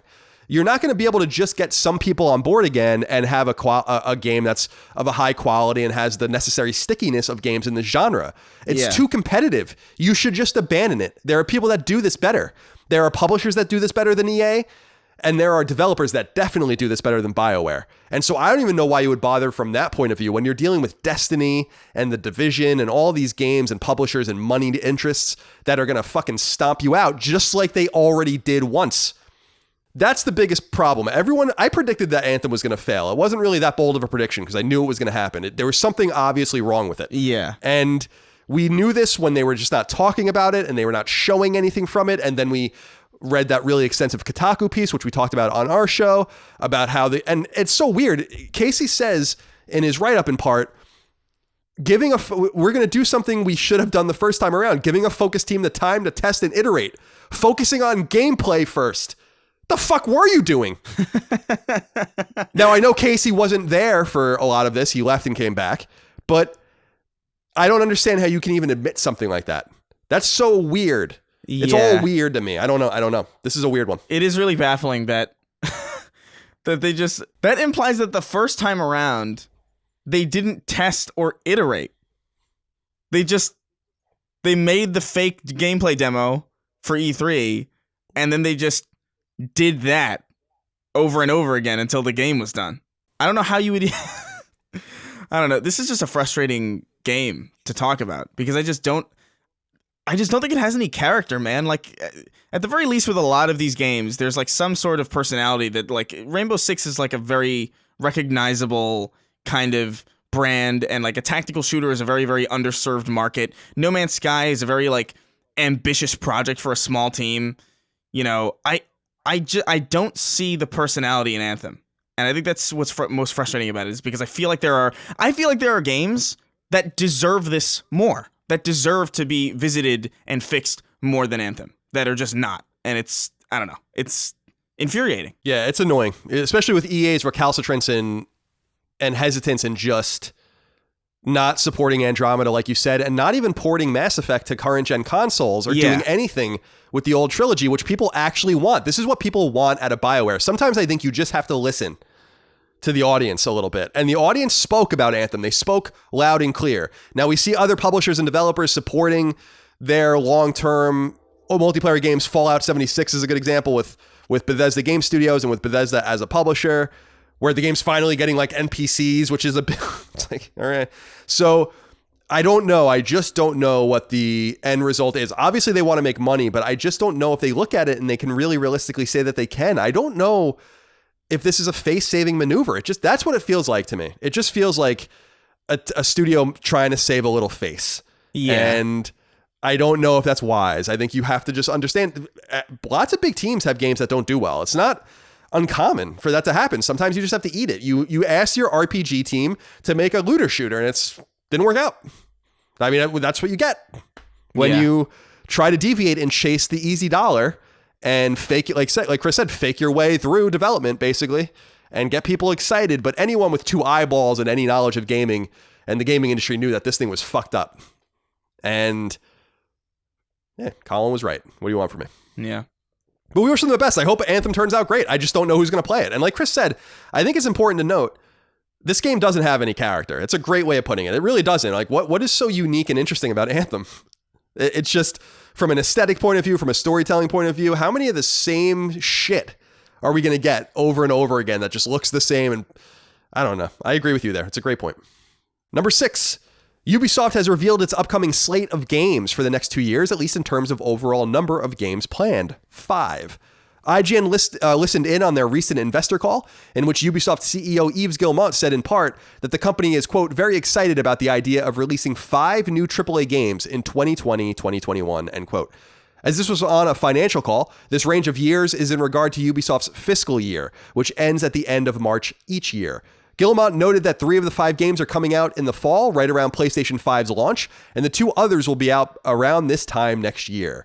Interestingly and not surprisingly, the publisher confirmed that Beyond Good and Evil 2 won't be coming out in that window, but simple arithmetic shows us that 4 of the games are likely Rainbow Six Quarantine, Watch Dogs Legion, Gods and Monsters, and a likely new Assassin's Creed game, though none of that has been specifically reconfirmed. NeoJD wrote in and said, hey gang, what's going on with Ubisoft? Are they really going to release all those games so soon together at the end of the year in early 2021? The lack of spacing seems like a bad idea. I don't know if I agree. Chris, I think that they're going to try to get 3 launch games on PS5 and Xbox One. And I don't know if that's a bad idea or not. I think flooding the zone at launch is like the one time you want to do it. Yeah. Because everyone buys everything that's available. Like when you have a launch game out, everyone buys them. Everyone buys your launch game. That's why you have a really good chance of doing well. But what do you think about this? Seems like they're going to release 5 of their AAA games in a 5-month period. I totally agree. I think this is like the one exception where that's actually not a bad idea. And especially because they've had a lot of time now because they've delayed these games. I feel like these games could potentially be really, really good also. Like there's a pretty good chance that these games are really, really polished and really, really fleshed out and actually not indicative of what we see with most launch titles. It's actually a very unique kind of circumstance, and I think you definitely want to select the titles very carefully.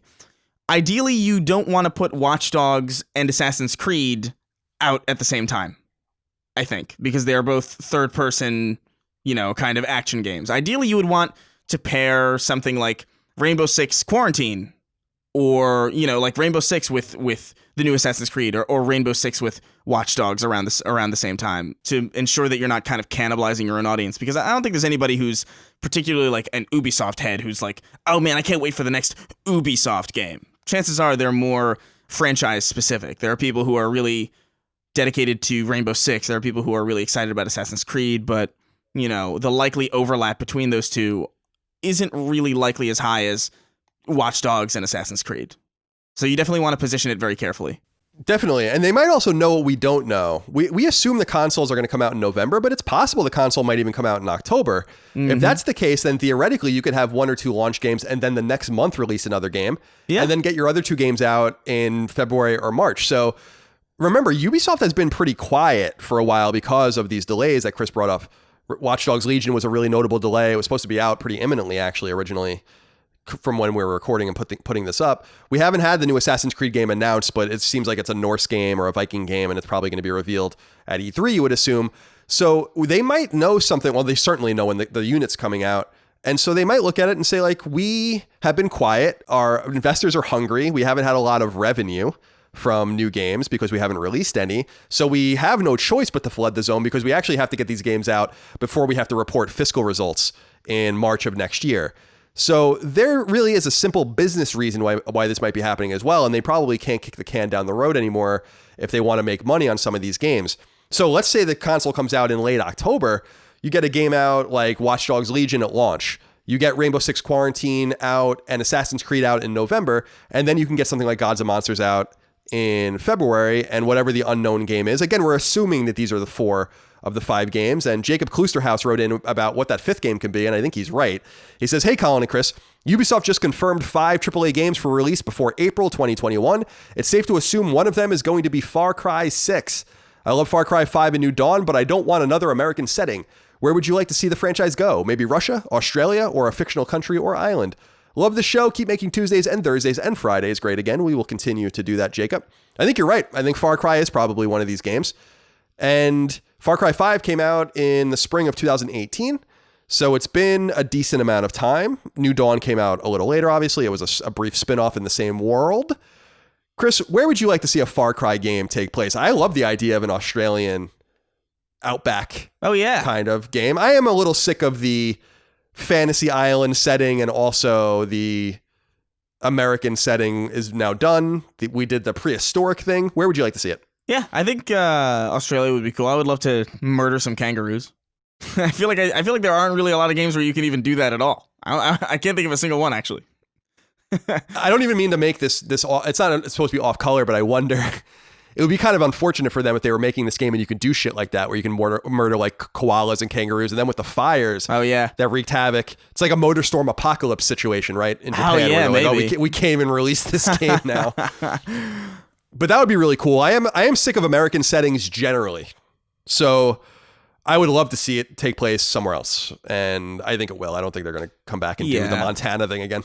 But yeah, Far Cry 6, I think, is a reasonable guess, Jacob. I think you might be right. And if that's the case, then you have, let's go back and look at this list. You have your weird new IP in Gods and Monsters. You have a Watch Dogs game, which is a familiar game. You have Rainbow Six, which everyone knows. You have an Assassin's Creed game, and then you have Far Cry. So you have your FPS. So I think that they touch all the bases, and that's going to be a big time for Ubisoft. And it's possible all those games are 8+ on Metacritic and sell really well. And again, launch window games just sell like crazy. The fact that it's a launch window is the really ideal part of this, because people are just hungry to use their new machines for shit. So a lot of people will just buy shit that they don't even really want just to get value out of their new machine that they've just purchased. But I also think this could be a detriment, because all of these games are going to come out at the same time. And then what are they going to do for the next 3 years? Yeah, that's true. That's the other thing that they have to really consider is, okay, it's not like a Sony situation where like you kind of have a staggered kind of like, okay, Naughty Dog goes, and then Insomniac goes, and then Santa Monica goes. It's like everyone's going at once, which is like the one time it's acceptable to do that. But at the same time, you still have a future to consider. So yeah, you're right, because they're a lot of their teams will be going at this time, and we're assuming, of course, the fall release dates. It's possible that maybe one of these games comes out in the summer or something. I don't know about that. I think the bigger problem that they might run into, Chris, is that these might all be cross-generation games. So I don't know. I mean, they're all, I don't want to say all, but games like, let me scroll back up here. Watch Dogs Legion was ostensibly a PS4 game, so I assume it still is. And Quarantine, I think, was supposed to be a last-gen or a current-gen game, too. The Assassin's Creed game, I imagine, will be a cross-gen game, just like they did with Assassin's Creed in 2013. Yeah. That was Black Flag, I think they did that with. So that's another issue of flooding the zone where it might not make a lot of sense. What would be kind of cool, and this might allow them to do this might be the piece of the component of the puzzle, Chris, we're missing, is that some of these games might be last-gen or current-gen only. Some of these games might be next-gen only.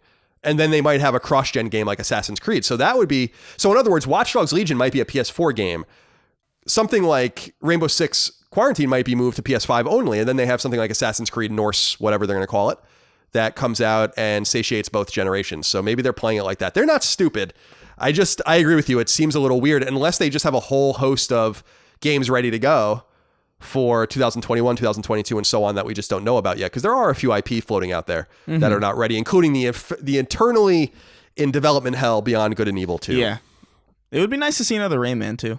Although I'm not holding That my would breath. be nice. I'd also like to see a Rain Man based on the 1989 Tom Cruise and Dustin Hoffman movie. Oh my God. Number 7.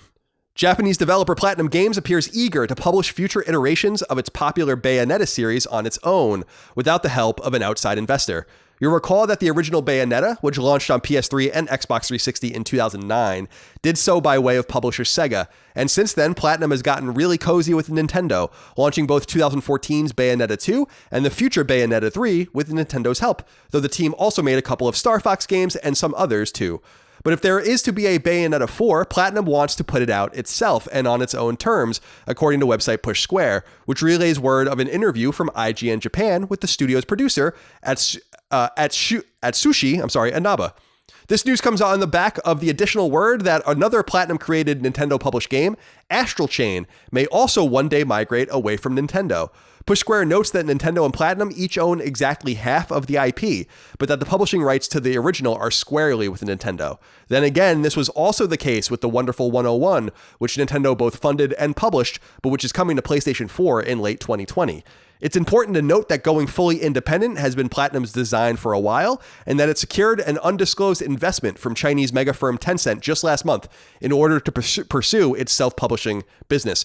So this being news was a little surprising to me. People's memories are really short because they just announced last month that they wanted to get an investment to publish their own games.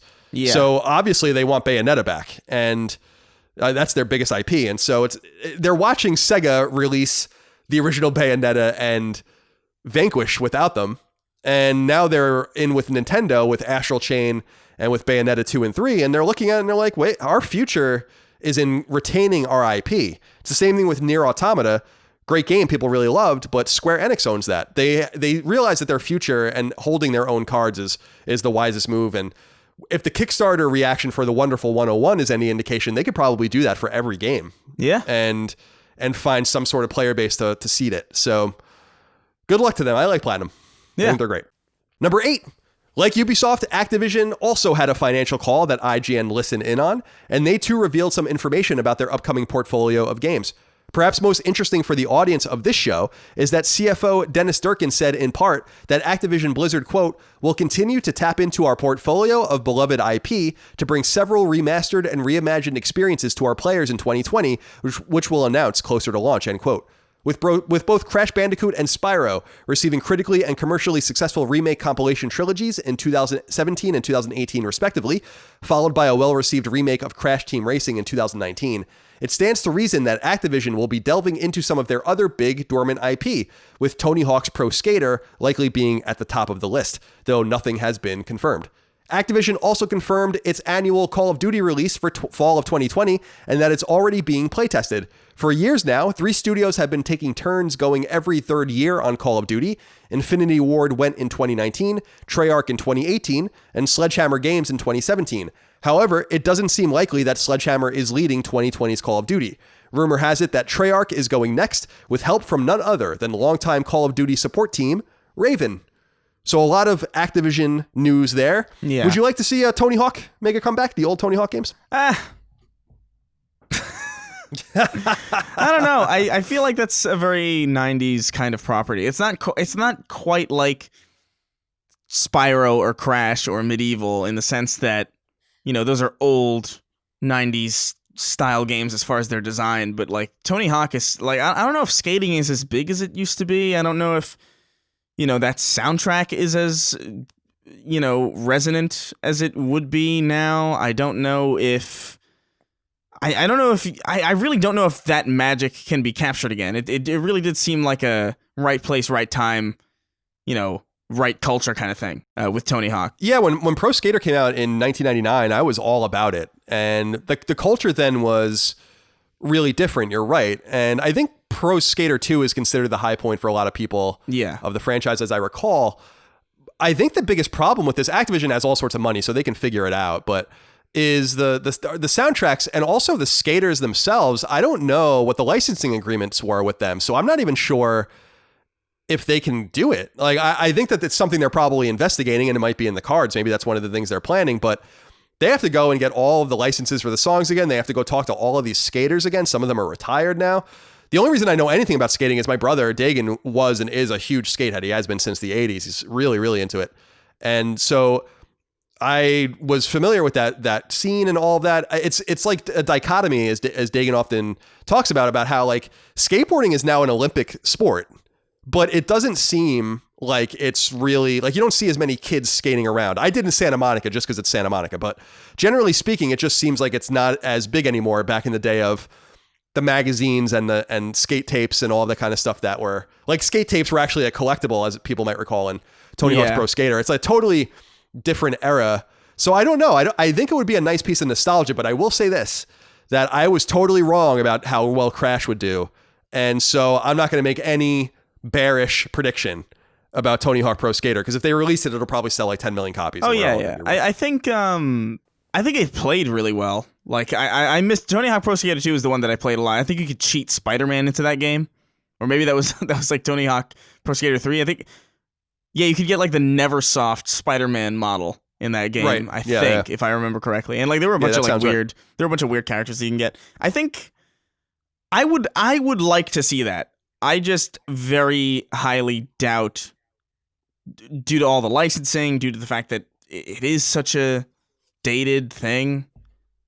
I don't know if they'll look at that as a worthwhile investment unless they have some way to make that game very cheaply, which with the licenses involved is kind of unlikely. Yeah, it's also worth noting that I believe, I can't remember too much about it, but they did release like a new Tony Hawk game, like digitally, didn't they? Like a few years ago that like no one liked. Pro Skater 5, it was terrible. Yeah, so I don't know. But that also was just objectively like a bad game. Like that just didn't play like the old games at all. It was actually just bad. So, you know, that might not be just the IP. I think people were actually pretty excited about it, but it turned out really, really shit. Yeah, so they kind of shit the bed there with that a little bit, maybe kind of reducing what would be more excitement for the possibility of a Tony Hawk collection. I think the thing people are missing, though, Chris, and I was missing this until I thought about it last night, one of the collections they could be talking about is Call of Duty.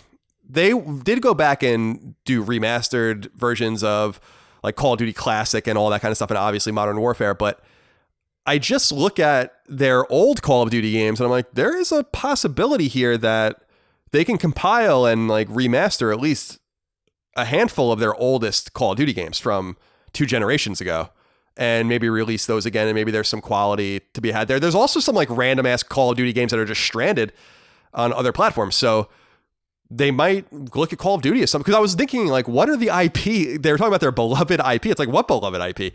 Like Crash Bandicoot and Spyro were done. You already did that. Tony Hawk's in the air, I guess. And then you have Call of Duty. Like I can't think of anything. Yeah. That Activision has done. They could also be talking about new games that are, you know, reimagined experiences seems to imply not like a straight up remaster. You could see like maybe a reimagining of some of the Crash games that happened after the PS1 era that weren't too super well received, but maybe like with a decent amount of knowledge that those teams have working on the original games, maybe they could turn it into something that's a bit more classic and a bit more vibing with the general tone of the IP. That's also possible. I do agree. Like I think Call of Duty is probably the original Call of Duty trilogy is actually super good. Like 1 through 3 are pretty cool games. Like, it would be cool to see those with a modern, even if they didn't even put a fresh coat of paint on, even if they just up-resed it, it'd be kind of cool to play those again. I'm looking at some of the, like they have nothing. Like I guess they had like Destiny, but. Yeah, they did. And they had some other stuff too. Like they had X-Men, they had Quake and Doom and Wolfenstein for a while. They, you know, maybe Prototype? I know you like Prototype. I like it. I don't love Prototype. If they announce a Prototype remastered, I'd be super confused. Yeah, that wouldn't really vibe with me. They do have Soldier of Fortune, which I actually did like back in the day. Yeah, I don't, there's really not a lot here. I mean, I'm looking. Yeah, they don't. I mean, a lot of this stuff also is just like third or like licensed IP as well. So I don't know what the fuck they're talking about. Like I literally don't know what they could possibly be talking about when they're talking about remastering games. They just don't have that many IP. Like if they were in a stall, they definitely could not afford to spare a square. I think it's definitely not. I think they gotta work with what they got, and it's not quite as much as it used to be. Yeah, like they did publish the Mech Warrior games in the 90s. I don't know, man. I don't think so. I think they're lying. I don't think they have any more beloved IP. All right, number 9. A few other publishers also discussed financial results according to website Silicon Era, one announcing great success, the other announcing some disappointment. Capcom, for starters, revealed a 37.1% year-over-year increase in operating profit, with net earnings up a staggering 42.3%. Sales figures actually sold during this time period compared to last. Sales figures actually slowed during this time period compared to last, but digital sales are up, and publishers make more money when they don't have to print discs. Split costs with retailers and other issues. Monster Hunter World Iceborne is at 500,000 units sold, with the core Monster Hunter World game at 15 million. Resident Evil 2 Remake has surpassed 5 million units sold.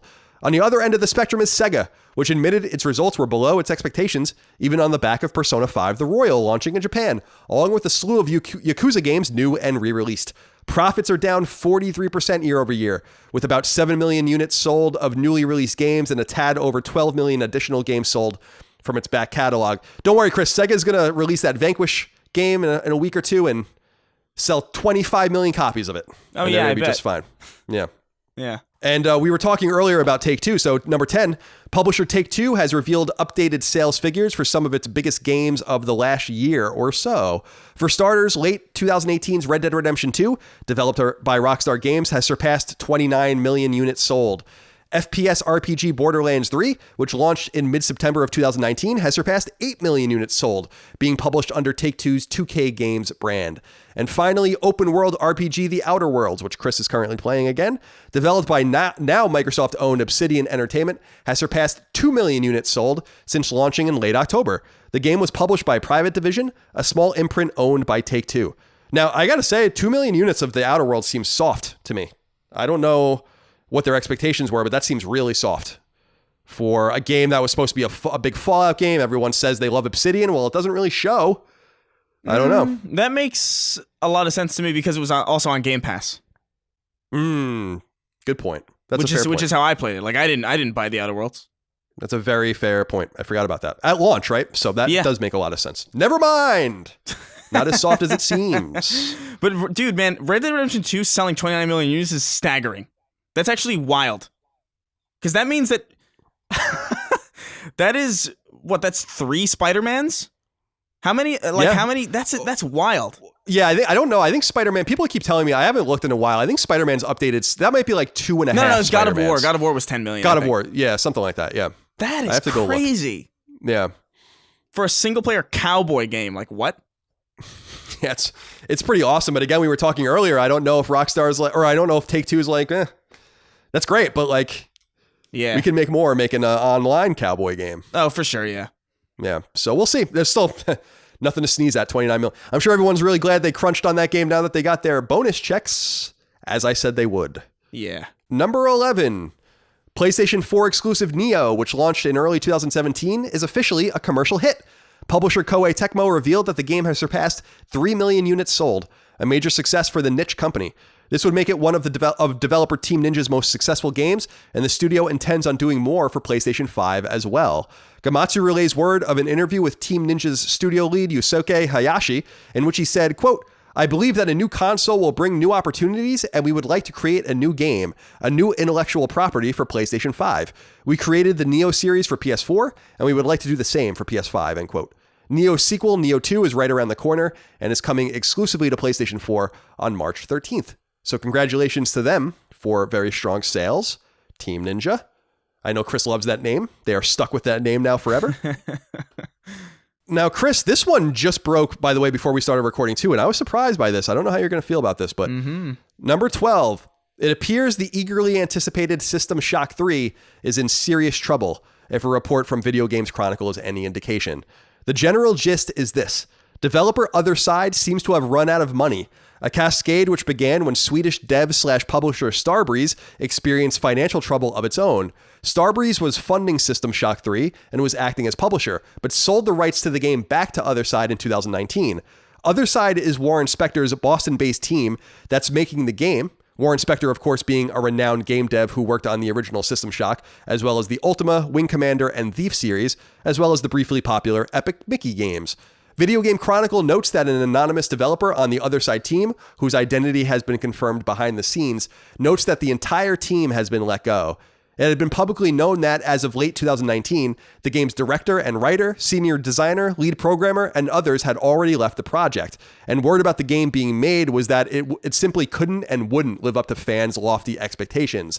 The game was actually shown off at GDC in March of 2019, but it appears to be turning into vaporware at the current moment, with the team unable to secure a publisher or further funding.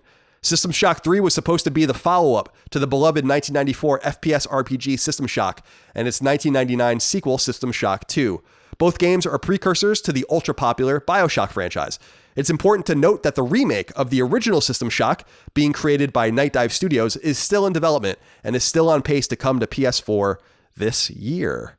What do you think of this? This is a big surprise. Warren Spector cannot secure the funds to finish the game. Yeah, I mean, I'll be real. I didn't know this was even happening. Oh. I like System Shock, and I didn't know that they were making a third one at all. Like, it never once came on my feed or showed up in front of me in a meaningful way. Like, this is all news to me. It's interesting, Chris, because there hasn't been a lot about it. I was trying to do some research and read a little bit about it before we did the show. And what they were saying about it, I guess what development sources were saying was that they were not able, that people would have high expectations for System Shock 3. It's been 21 years since System Shock 2. BioShock has set this whole bar for what we expect out of these FPS kind of RPG single player experiences. And even though they're obviously very different games in their own right, of course. But I guess what they were saying was that since they're a small team, they were investing in, I guess, a smaller game that simply didn't have the size and scope that people would have expected. And by the time they realized, I guess, that this wasn't going to work out for them, they were out of money and out of resources. And then the whole Starbreeze thing happened. Starbreeze is obviously in a lot of financial trouble in Sweden. It remains to be seen if this game will be revived or not. But I know a lot of people are really disappointed about it. But I did want to just note that the System Shock remake that a lot of people are really excited about, totally unrelated to this, unaffiliated, and unhindered by any financial or publishing problems. So it's still due to come out. It might even come out somewhat imminently. It still has a Q1 release date. I doubt that they're going to hit that, but we will see what happens to System Shock 3, but RIP, probably. Yeah. Number 13, Sony has revealed the most downloaded games on PlayStation Network for last month, January 2020.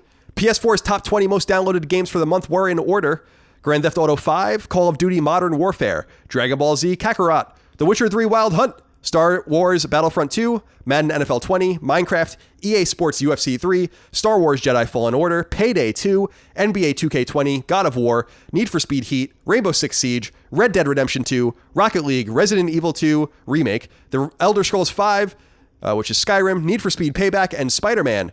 PSVR's top 10 most downloaded games were in order: Beat Saber, Superhot VR, Job Simulator, Arizona Sunshine, Surgeon Simulator, Creed Rise to Glory, Doom VFR, Skyrim VR, Vacation Simulator, and Drunken Bar Fight. The month's top 10 most downloaded free-to-play games were in order: Fortnite, Darwin Project, Cuisine Royale, Apex Legends, Brawlhalla, Dauntless, Warframe, Paladins, DC Universe Online, and H1Z1 Battle Royale. Fortnite and Kingdom Hearts dominated the DLC and expansions chart.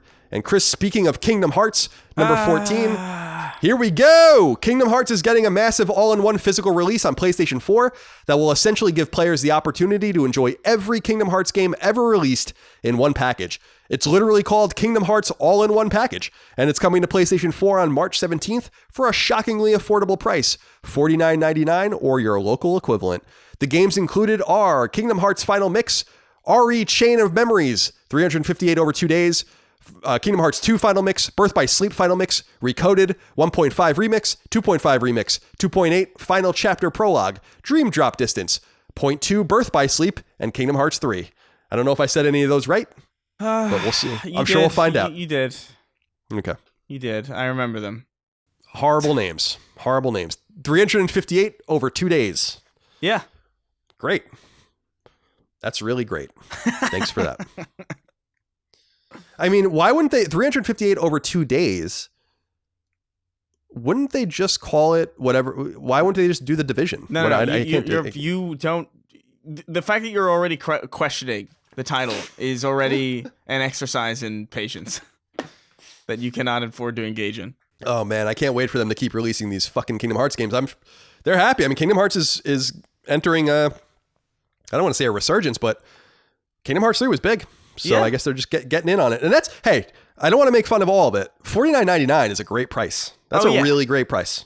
Not bad at all. That's a great deal. If you want to just spend your life playing those games, you can do so for $49.99. Number 15, a wrap up. The PlayStation blog reports that Overcooked-like moving game Moving Out is coming to PS4 on April 28th. People should go look this game up. It looks really funny. Yeah. Did you see the trailer for this? Yeah, I love it. Yeah, it looks really funny. Publisher Bandai Namco revealed that its action RPG Code Vein has surpassed 1 million copies sold in less than 6 months on the market. The leaked Double Dragon / River City Ransom collection that we talked about last week is indeed real and is coming to PS4 in the West on February 20th in the form of the Double Dragon and Kunio-kun Retro Brawler Bundle, which includes 18 individual retro games from the 80s and 90s. Website Push Square reports that horror game Someday You'll Return is coming to PS4 at some point in 2020, that Space Channel 5 VR is coming to PSVR on February 25th, and that surprisingly popular Power Rangers fighting game Battle for the Grid is getting cross-play support between all platforms, including PS4. The website also reports that the Fairy Tail RPG, due to come out on PS4 on March 19th, has been delayed until June 26th. Website Gamatsu reports that action game Bloodroots is coming to PS4 on February 28th. Capybara Games has revealed that its action-adventure game Below, which came to Xbox One and PC back in 2018, will be migrating over to PlayStation 4 sometime this year. And finally, THQ Nordic has revealed the creation of a new studio under its extensive umbrella. It's called Nine Rock Games. It will run out of Slovakia and will be creating what is described as a shooter survival game. So welcome to the fold, Nine Rock Games. Okay. Chris, that is all of the news. Finally, it is time to talk about the games that are coming out to PS4, PS Vita, and PSVR this week. As tradition dictates, you will go first. Alrighty, here we go. AO Tennis 2 comes to PS4. AO Tennis 2 is the only tennis experience designed for and by its community. Create your own players, stadiums, and legendary matches. Enter the competition to reach the top of world tennis in career mode. Azure Lane Crosswave comes to PS4. In the middle of each nation's normal training routine, a joint military exercise was enacted. A select few from each nation were chosen to participate in this rigorous event. But how did this event come to be?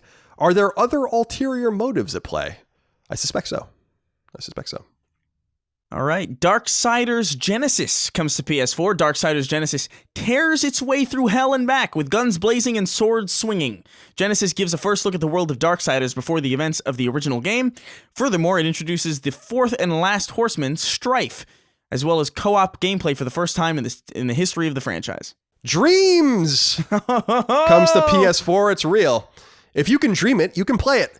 Explore and play in an ever-expanding dreamiverse, bursting with games, music, art, and everything in between and beyond.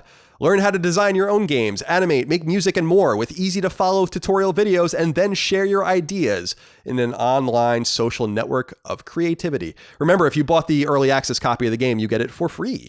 Good. Oh, I should see if it's changed, because I think I have Dreams. You do have Dreams, don't you? Yeah, I do. So I should check it out. Double entendre. Nice. Thank you. Glass Masquerade 2 Illusions comes to PS4. Glass Masquerade 2 Illusions. God, just once. Every single game I've read so far has said the name of the damn title in the write-up. Glass Masquerade 2 Illusions is a dreamlike collection of artistic jigsaw puzzles to piece together at your own relaxed pace. Dive into the rabbit hole of the abstract and the fantastical, putting together stained glass fragments to solve dreams and riddles. Enjoy Baroque depictions of 20th century imagination and puzzles more intricate and complex than the original. All right. Hidden comes to PS4. Trapped in a mental asylum for the criminally insane. The only way to survive is to find the 3 keys to escape without being killed by other inmates. You have a flashlight, but turning it on at the wrong time will attract the other inmates, so use it wisely. Will you get out and to tell your story, or will you become one of them? That's what it says. Will you get out and to tell your story? That sounds kind of cool. I like the idea of like light triggering like fights. I finally got the mental asylum right up. Yeah. This week. The disturbed one. Where am I? Mosaic comes to PS4. You live in a monstrous and repetitive lonely life. In a cold, overpopulated, ever-expanding city. Moving through anonymous crowds on your way to another long day at a mega corporation. You have no real sense of meaning until one... We got 2 in a row. Until one crucial day when strange things start to happen on your commute to work and everything changes. That kind of sounds neat. Even if it is dire. It is very dire. Yeah. Power Rumi comes to PS4. Rock, paper, scissors with lasers. Avenge the people of Earth in this exciting Neo-Aztec shoot-'em-up. I don't know what the fuck that means. Power Rumi is a modern shoot-'em-up set in a retro-futuristic sci-fi pre-Columbian universe. Take control of the almighty ship Chukaru and its 3 unique weapons. Retro, futuristic, sci-fi, pre-Columbian universe. There's got to be a better way to describe that. Yeah, Gotta probably. be. There's probably a couple ways. Project Starship comes to PS4. Take the role of Garrett or Gwen, pilots charged with saving their world from an ancient evil. Evade, adapt, and survive randomly generated challenges. Randomly generated environments just seems like an automatic fill for me. Randomly generated challenges that are never the same twice. Take down gods and demons alike in unpredictable bullet hell shoot 'em up action. And dive deeper to confront the hidden eye that watches over all. Oh no. Holy Jesus Christ. All right. I don't like hidden eyes. No, me neither. Third eyes, hidden eyes. Reed Remastered comes to PS4 and Vita. Long ago in a beautiful and mysterious world, an old supercomputer created the digital world that is now breaking down. In a final effort to stop the impending end of the virtual space, a small creature named Reed was created to save the world. The virtual world now depends entirely on you and your platforming skills. See, that's how you write a write-up on the drop. That works for me. Very straightforward. Saboteur 2 Avenging Angel comes to PS4. Saboteur 2 Avenging Angel is the second part of the classic retro game hit made by Clive Townsend in 1985 for the ZX Spectrum 8-bit computer. In the game, experience the original mission from the 1987 version and continue with new levels and enemies. Learn more about the sister of Saboteur and her dark and secret mission. I always get excited when I see Saboteur, and then I immediately get disappointed. Yeah, it's not the Saboteur you think. Yeah. They released these 2 Saboteur games back-to-back, I think, in either back-to-back weeks or 2 and 3 weeks. Yeah, because we just read something similar to this. Yeah. Spaceland comes to PS4. And turn-based strategy that revives the traditions of old-school sci-fi tactics. Less covers, more action. Land on a lost planet and show the mutants what you are made of. Shoot, kick, blow up, and destroy. Assemble the most reckless team of fighters and unravel the mysteries of the mystical planet. And turn-based strategy? Come on, man. Come on. Are we gonna have a write-up like this? I hope so. I'm gonna do a real write-up, but then we'll. What I want to do is write some fake ones, and then we can also solicit fake ones from the audience, which I think will be fun. I've always been a fan of every Rick and Morty episode on AdultSwim.com just has like a really terrible write-up for it. It's just like, oh, bro, this is the one where Morty gets in trouble, bro, and it's like, and I always appreciated that level of just carelessness. I just don't know. I want to sell copies of the game, No, so for I sure, just don't know if it's like I should act like I'm Eastern European and I don't speak English. Yeah, no, I hear you. The Adventures of 00 Dilly comes to PS4. The ultimate crash test dummy comes to life. I like that. I like this premise already. Help Dilly show off his skills while shooting him across the Grand Canyon with strange devices. Collect points, find treasure, and soar upward to the highest scores with Dilly. I like this. That sounds fun. That reminds me, what was that game? There was an Xbox One game that was, what was it? It's like Test Drive or something like that. Yeah. You know what I'm talking about? Where like it was all about like fucking up test dummies. I think that's an Xbox One game. I remember playing it at an event. I don't know. I think Maybe so. I'm just making that up in a fever dream. The Unicorn Princess comes to PS4. Explore the world on horseback and help the inhabitants of your village. Befriend Unica, the unicorn, while exploring the real world and the world of dreams. From your village, the dream world is just a step away. You're the only one who can help Unica save her world. I'm sorry, Unicorn Princess. There's only room for one dreams this week. One dreams. Unica the unicorn.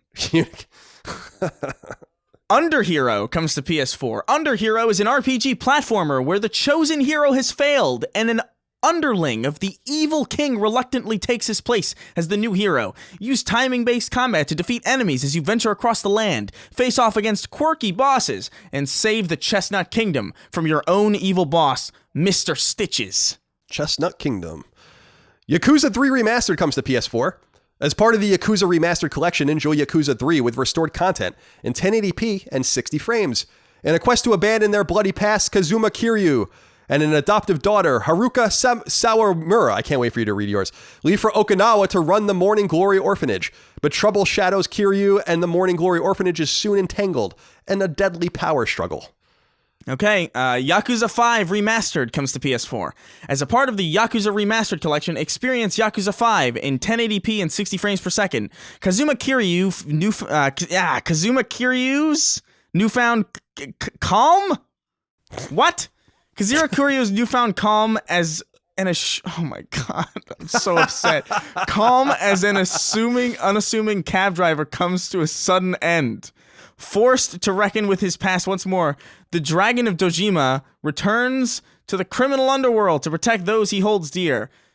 Kazuma Kiryu's newfound calm as an unassuming cab driver comes to a sudden end. That's a sentence that I never expected to say. A newfound calm. All right, Chris, those are all of the games coming out this week. Some interesting ones in there. The Yakuza games, Dreams, obviously in there, finally. That Dilly game sounds kind of neat. And of course we have, where is it? The game about the retro-futuristic sci-fi pre-Columbian universe. Gotta be it sounds cool, but gotta be a more elegant way of saying it. I can't wait for people to shit all over my game. Yeah. All right. All right, Chris, it's the end of the show, so tradition dictates we end with 6 questions, comments, concerns, thoughts, and ideas from the audience. Remember, if you're uninitiated, you have to support us on Patreon, patreon.com/ColinsLastStand, where you can submit your questions, comments, concerns, thoughts, and ideas, your inquiries, to our weekly thread. We get lots and lots and lots and lots of inquiries. We do our best to include as many people as possible. We thank you so much for your patience as we do a little rotisserie and use some different names here and there. Of course, being pithy and writing in proper English is also a good way of getting used. Adam. Daniel Almeida wrote into us and said, hello, my podcast friends. How is everything going? It's going good. Thank you. Colin, I listened to you since the Beyond days, and I have noticed something.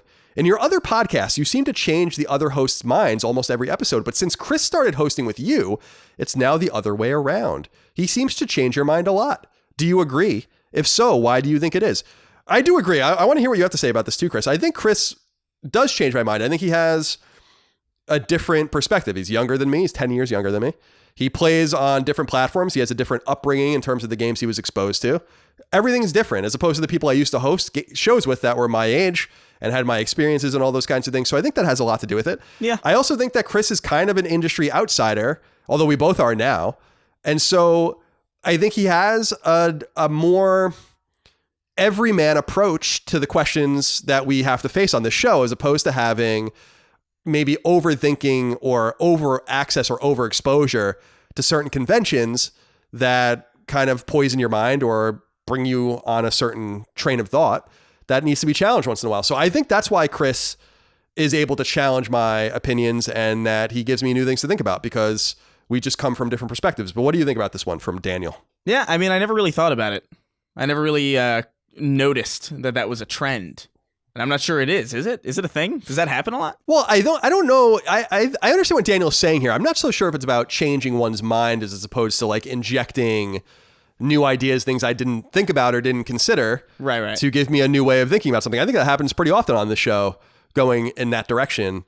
And I think that again has a lot to do with Chris's different perspective. That's why I wanted to do the show with Chris. Chris is not a gaming industry person. He's a hardcore gamer. He has no experience in the gaming industry. That's why it was so appealing for us to do this show. Chris is a comedian. And so that's why I think our show is silly and funny, but I also think that that's why the show has different kind of takes. And we hear that all the time from the audience, that the show is just different than other podcasts. And I think that has a lot to do with it. I will also say that, and I think people know this about me, is that I'm not very disagreeable. So I'm always going to take on board people's opinions and think about them. Yeah. And I think that that's what people like about me too. For all of this ridicule I get online about who I am and the things I say or whatever, I think I totally change my mind a lot and listen to opinions and take as much information on board as I can, not only in games and not only on the show, but just generally in my life. Yeah, I think so and too. Yeah, so I think that like that's just how I roll. I think that that's like the most transparent and honest way you can be. So I didn't want to do the show with someone that is just going to reinforce my expectations or reinforce my opinions or whatever, but rather challenge me and bring his own perspectives. And I can also teach him along the way too, because I bring the PlayStation, like the real deep PlayStation knowledge and longtime game industry knowledge, and Chris brings what he brings to the table, and we fuse those things together like a fucked up Captain America, or Captain Planet rather, not Captain America. I wish it was Captain America. That would be cooler. Captain Planet sucked. I hated that show. It was really bad, yeah. Chris has the power of heart. No doubt about it. Oh, sick. That's the best one. Because remember, it'd be like, wind, water, and then it'd be like, and heart. And I'd be like, oh, you stupid useless. bitch. What an objectively, like, you had to know, like, can you imagine being the voice actor for that and just watching that episode and then being like, oh, they gave me, like, the worst thing, didn't they? Yeah, they really could have given you almost anything else. They could have given you the power. I don't even know. I was going to say of dirt, but that's technically of earth. I mean, even just like mosquitoes would have been cooler. Yeah, power mosquitoes. Yeah, it's exactly. Like that. It's like that Bioshock. It's like that plasmid with the bees. I loved that plasmid. Not very useful. No, I didn't use the plasmids very much. What? But in Infinite. Oh, that's in Infinite, right? No, that's in Bioshock 1. Bioshock 1. Okay, I'm thinking of a different one. Oh, maybe I'm thinking like the Ravens. Maybe that was an Infinite, right? Yeah, Ravens? That was, you're thinking of the Vigors. The Vigors, right? Yeah. My bad. Whoa. All right, but no, I didn't use the bees very much. No, I didn't. I liked using the electricity pretty exclusively. Oh yeah. That was the most. I think that was the most iconic one. That's why they chose to market the game heavily with it. Yeah, and they teach you how to use it really well too. Yeah, by like shocking people in the puddles and all this. Anyway, Brendan Scott wrote in and said, "Hey CNC, been catching up on Sacred Symbols Plus as I am on vacation, and I heard Colin mention that he wasn't into the Yakuza series, which we just talked about in the drop. I wanted to ask Colin, with Yakuza 7 coming out later this year, featuring a brand new story and turn-based combat, would this be something that would catch your interest, or is it too late for the series? Keep up the great work, guys, and thanks for being the best part of the week." I don't know, man. I don't know how you feel about this, Chris. This series just doesn't speak to me. It just doesn't do it for me. I don't know. I know it's not the same, but I can't help but just get Shenmue vibes from this series. I think that it's totally evolved away from being more like this. But I don't know. There's just, how many times do I feel bad repeating this, so I guess I'll just keep saying it, but there are just too many games, and I can't put something like Yakuza on the list when there's just so much else that I want to play. So as far as I understand, what I remember about Yakuza 7 is that people are upset about the changes. So if anything, me getting into the game based on all these changes would be a little bit weird, because it's really not apparently a proper representation of what Yakuza is. But do you care about this series at all? I've only known a couple of people that really liked it. So I know that a lot of people do. I'm just saying personally, I've only known a couple of people that really cared for it. Yeah, I've never really delved into it. It doesn't seem like it's a game that's particularly in my wheelhouse. It doesn't seem that appealing to me. It seems very, very, I mean, obviously it's very, very Japanese. And it's very, very, like, I know what you're talking about when you're talking about Shenmue, because I've seen some very Shenmue-esque things out of Yakuza. It's definitely not as cringe as Shenmue. Like, I feel like Shenmue is like The Room. You know what I mean? Right. Yeah. Where like there's just like a lot of stilted dialogue, and it's like kind of charming. Yakuza is more like, I don't know. It's just more of an acquired taste that I just don't think I've really had the drive to acclimate myself towards. Like, it's not off the table for me. But, you know, it's also just such a long-running series, and, like, where do I start? And there's, like, a 0 now, and then, I don't know. It's a bit much. It's just not for me. It is a long time. It is one of those rare third-party PlayStation exclusives, although it is starting to migrate to other platforms now, finally. But it's just one of those games that just never really appealed to me. I really like Japanese games, as people know, and I like Japanese culture a lot. And the Yakuza is really an interesting, the Crime Syndicate is, like, a really interesting thing. But yeah, the games just don't speak to me, and I don't know. I just can't. Again, like Chris said, and like I said, I just can't escape the clear Shenmue influence. But yeah, Yakuza 7 is. I'm surprised that you said that. Well, I mean, you're not really endorsing it, I guess, Brendan. But I just remember people being really upset about that announcement, that it was like turn-based, because that's really not what Yakuza is. But we'll see. Maybe it will appeal to me. Maybe I'll play it one day. I doubt it. Denzel McFlurry wrote in. I wish that was your real name. That's such a great name. Said, hey, hominid Chris and angelic Colin. First time writing in after 2-ish months of being a happy patron. Welcome, Denzel. Thank you. Got introduced to Colin and the podcast through Chris, but before that, it was some black guy who introduced me to Chris. So shout out to some black guy. Hey. I like him. By the way, it's not a racist term. It's Derek. That's his name. Yeah, that's his name. We do the podcast. I do the Snark Tank with him. That's right. Yeah. With him and Sweeney, right? Yeah. There's 2 black guys on that podcast. I know, right? Some black guys. It's pretty diverse. Very diverse, and you're Hispanic, so there are no white people on that show. Yeah. In case that's important to you. My question, what is or are your favorite roguelike games?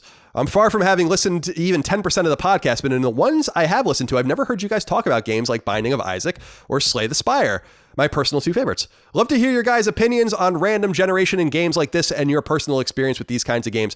Much love from Belgium, and thank you for making every day a little nicer. Thank you, Denzel, for your kind words over there in Benelux. All right. Chris, I don't know that I care much for roguelike games. I think Rogue Legacy is probably the roguelike game that I loved the most. I really, really loved that game. I think that game's fucking awesome. Mm-hmm. And that came to Vita and PS4, I want to say in 2014, maybe 2013. I really enjoyed those games a lot. And I think it was 2014. And so that's where I would go. And I think that the last roguelike game I played was Dead Cells, which I liked as well. But my whole thing is I want games that are made. I don't like random generation in games typically. I think it serves a purpose in some games. Obviously, this whole genre is surrounded by random generation. That's the entire idea. But I'm not really into the idea of playing a game and it's just different and it's different and it's different. And you don't know what you're going to get. I like the idea of learning and conquering a game. And so I'm typically turned off by it. Like, as much as I wanted to love Dead Cells and I think it's really fun to play, I would have loved it much more if it was a game, like a complete game that you beat from front to back instead of just this kind of random mishmash of stages and enemies and stuff. I just don't find that much satisfaction out of it. Binding of Isaac, I've tried many times. I have it on Vita, and once in a while I will boot it up and play it, but I don't know that I really get it. Binding of Isaac is really weird. I think it's like a little over my head or something because I don't really understand what the hell is even going on in the game. But how do you feel about these various games in this genre? Yeah, I'm kind of with you. I liked Dead Cells quite a bit. I think Chasm was also a little bit randomly generated. Right. I actually really vibed with Chasm a lot. Something about the soundtrack and the art style of that really gelled with me. Dead Cells is really great. But yeah, I agree. I feel like I can't help but feel, and I know this is not true. Like, I understand what I'm about to say sounds like bad, but I can't help but feel an element of laziness when I play a game that isn't handcrafted. And I know that there's like a ton of work that goes into making sure that randomly generated rooms like work well, and like that's a whole nother different design skill. But like my ape brain just sees a game that's randomly generated and it immediately says to me that these people didn't take the time to craft levels and design them in a way that specifically was designed to like challenge me as a player in a specific way. And that kind of bothers me because I'm very much like you. I prefer to have, I would prefer to have, you know, an open world that is very intricately designed than an infinitely sprawling world that is just randomly generated. I just prefer that touch of handcraftedness. I prefer that touch of personality that individual artists and designers put into areas like that. And it's just more satisfying. In games like Minecraft, I totally get it because that's like the point. But yeah, typically I prefer games that are just designed flat out. Oh, that was the last sentence. That was. I think so. Yeah, I can't. Yeah. I think. You ended with flat out. I didn't expect that. That's why I was waiting. Oh, yeah. All right. Chris, we have 3 more to get through. Robbie Agnew wrote into us. Said, hey, Crystal the Missile. How will you and Colin's first day with the PS5 go down? Will you seclude yourselves away from society for a week? Will you call all of your friends over to celebrate with you? I think we're both going to be dying from coronavirus because it's probably going to be infused into the actual plastic of the PS5. Yeah. And we're going to be dead. But I think we'll probably experience it in different ways. I mean, I'm definitely I'll have it day one as long as I'm able to buy one. You know, I'll secure a pre-order on Amazon as soon as they go up, like I did with PS4. So I think I'll be fine, but I'll just lock myself. I mean, I typically just lock myself away anyway. So I think PS5 is just going to make that even more pronounced. Can't wait. I mean, I'm so excited. Experiencing a new console is not something that happens very often. I know that that's an obvious thing, but it's like an exciting moment when you get a new console. It's really exciting. And we haven't had a new PlayStation since 2013. So it's going to be 7 years by the time we get to play it again. So just like messing around with it. Plus, I don't really have access anymore like I used to in the industry. So it's not like I will have played it 7,000 times by the point I have it, which was the PS4 was a little underwhelming in that sense because I had already had it. I had it like a week before it came out too. I had debug units and I was playing it at E3 and behind closed doors and at Sony. So like I remember holding the controller for the first time after the E3 presentation. And so that'll be exciting, doubly exciting for me because it'll probably realistically be the first time I play with it or have the UI or have the controller. So that's going to be really cool. But what are you going to do when you get your PS5?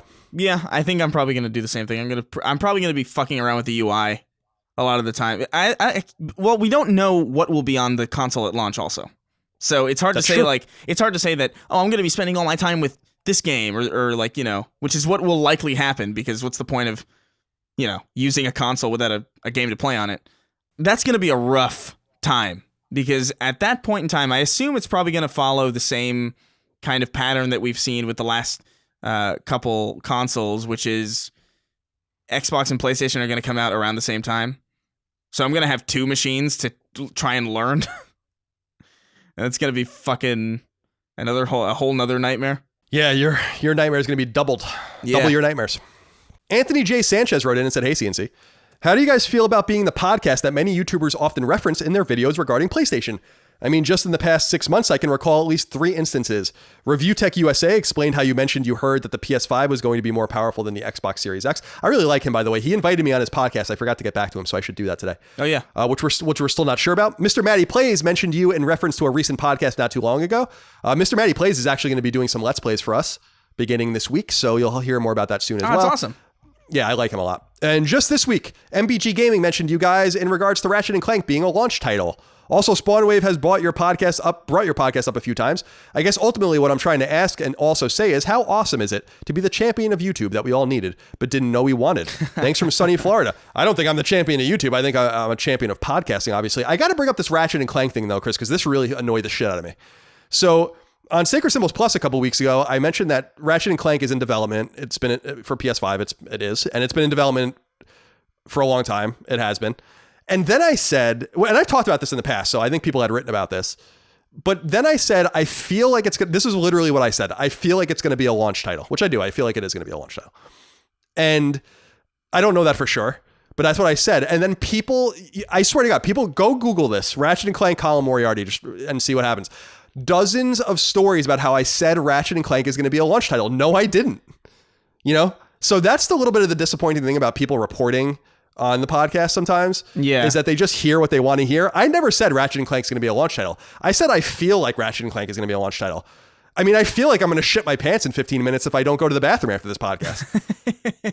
I don't know if that's going to happen, but that's the way I feel. Yeah. So it's cool to be cited, and I have a lot of behind the scenes information and a lot of things that I don't talk about, and some things I do, like Demon Souls. But with Ratchet & Clank, I mean, first of all, it's obvious that they're developing, and Ratchet & Clank in 2016 sold like crazy. And I've been talking about it being in development for the entire time we've been doing Sacred Symbols. So I understand people don't listen to every episode and stuff, but then I was reading about some of the different stories and they're just citing this one source that isn't even really citing me properly. So that's the thing that's annoying, because if it's not a launch title, then what people are going to do, Chris, is they're going to tweet at me and be like, "You're wrong. You don't know fucking anything. You're not an insider," and stuff. And I'm like, but I didn't say that. You know, like you're holding me to account for things I didn't even say. Yeah, I can't relate to that. I have no idea what that's like.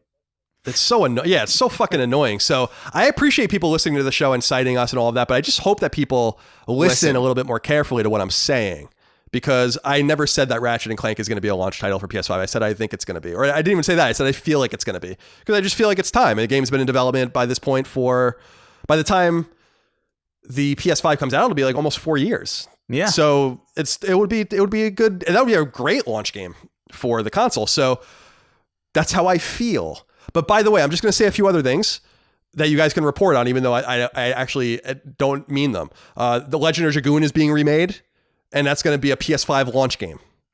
Okay? I made that up. So let's just see if it gets reported on or not. I'm literally saying the next sentence that I made it up. It will. So let's see.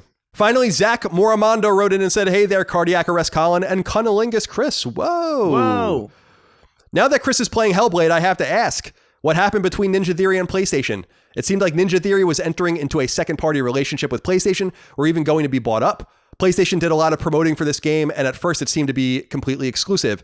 I wonder where the ball was dropped. Hellblade is truly an incredible game with the sound design, subject matter, and facial animation. Seriously, go watch those dev diaries of Melina Jurgens doing the mocap. Thanks, and keep it classy, boys. So, as people know, Ninja Theory is now owned by Microsoft, but they did make a game for... Well, all right, so let me back up a little bit here. I don't know exactly what happened with Ninja Theory per se, but I will say that I think that, Heavenly Sword was their big original exclusive, and they did want to make Heavenly Sword 2. And actually, Ninja Theory is one of those teams where you can kind of track this stuff. Heavenly Sword obviously came out in 2007. They were pretty vocal about wanting to make a sequel, that they even had a sequel kind of designed that they wanted to do, and they just were not able to pursue that. So they went third party, obviously, and they made Enslaved Odyssey to the West, which was pretty good, and DMC, which I think is kind of having a little bit of revision these days. People didn't like it at first, but I think people like it a little bit more now. I have always been on the camp of that's a good video game. DMC is a great video game. It's not a good Devil May Cry, but that is a fucking fun hack and slash. So I haven't played it, by the way. So I know a lot of people felt like it was like emo and all this kind of stuff, but I don't know. First of all, I don't think emo. First of all, I like emo stuff, so I think it's fine with me. But I think what ended up happening is simply that they just didn't have a reliable partner in Sony. Remember that Sony had a lot of second-party partnerships set up around PlayStation 3's launch, and it spawned a shit ton of games. And some of those games didn't do very well.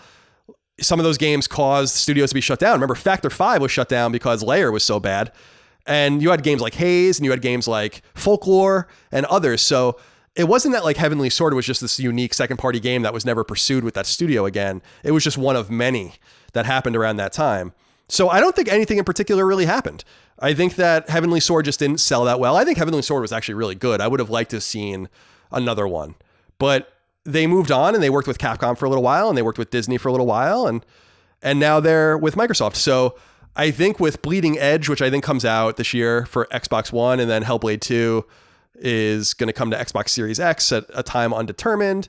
They did do a Star Wars game, I think, on Oculus VR. So I think they just found the money and chased it wherever they could find it. And I think, if anything, Hellblade, the original one from 2017, that it found such a reliable audience, like a hardcore audience. That's like a cult hit game. I think was a nice change of pace for them, because I think that they were really struggling to find a routine with any particular IP or any particular publishing partner. And when you're in that sort of position, it's scary because you never know when the next project is going to be your last. Like when you put out a game like DMC, and even though it's sold appreciably, people are shitting on it. It's really scary. It's hard for you to get that next investment and so on. So they found a partner with Microsoft, and we'll see how it all works out. I think that Bleeding Edge game is a little strange for them, but they can try to flex their muscles in different ways. But I don't think anything bad happened with them. Sony has had really bad relationships with other developers, and I can tell you about those sometime, but second-party developers, like the Chinese Room, which is another British team that made Everybody's Gone to the Rapture, Sony had a horrible relationship with them, and the Chinese Room has written about it and talked about it, about how horrible it was. So you guys can go read about those kinds of things. I think with this, it's probably not as dramatic as that. Yeah, I don't think it was anything crazy. Yeah, I don't think so either. And they're not going to work with PlayStation, obviously, ever again. So, I mean, although maybe their games will eventually come to PlayStation 5, who knows? Who knows what Microsoft's plan is? We'll find out soon enough. All right, Chris, that is all we have for this jam-packed episode. Yeah, it's a beefy one. Yeah, it's got the beef, and I enjoyed it. I enjoyed talking to all of you, and I, of course, enjoyed talking to Chris. Hey, thank you so much for supporting us on Patreon at patreon.com/ColinsLastStand. We could not do it without you, and thank you so much for being excited about our game, Twin Breaker, a Sacred Symbols adventure, PS4, Vita, March 24th. Very, very excited indeed to get that out into your hands and see what you think about my story and about Barry's twin-breaking game. And hopefully we get a 10 on Metacritic. Yeah, a perfect 10. That's my expectation. Better than The Last of Us. Yes, that's my expectation. All right, Chris, thank you so much for your time. Appreciate you. Of course. Thank you all out there for supporting Sacred Symbols. We'll talk to you next time. Until then, goodbye. Take care, guys. Sacred Symbols, a PlayStation podcast, is a product of and a registered trademark of Colin's Last Stand LLC and is recorded from Richmond, Virginia and Burbank, California, USA. This show is conceived by, is written by, and is produced by me, Colin Moriarty. My co-host is Chris Raygun. You can find me on Twitter at NoTaxation and on Instagram at CLS Moriarty. Chris is on Twitter at Chris R. Gunn and on Instagram at Chris_Ray_Gun. Sacred Symbols is edited by Dustin Furman. To message the show online, please use Patreon's DM service. As you know, all of Colin's Last Stand shows, including Sacred Symbols, are fan-funded on Patreon at patreon.com/colinslaststand. The following names are at the producer level or higher on Patreon, and we are eternally grateful for your kindness, generosity, and fandom.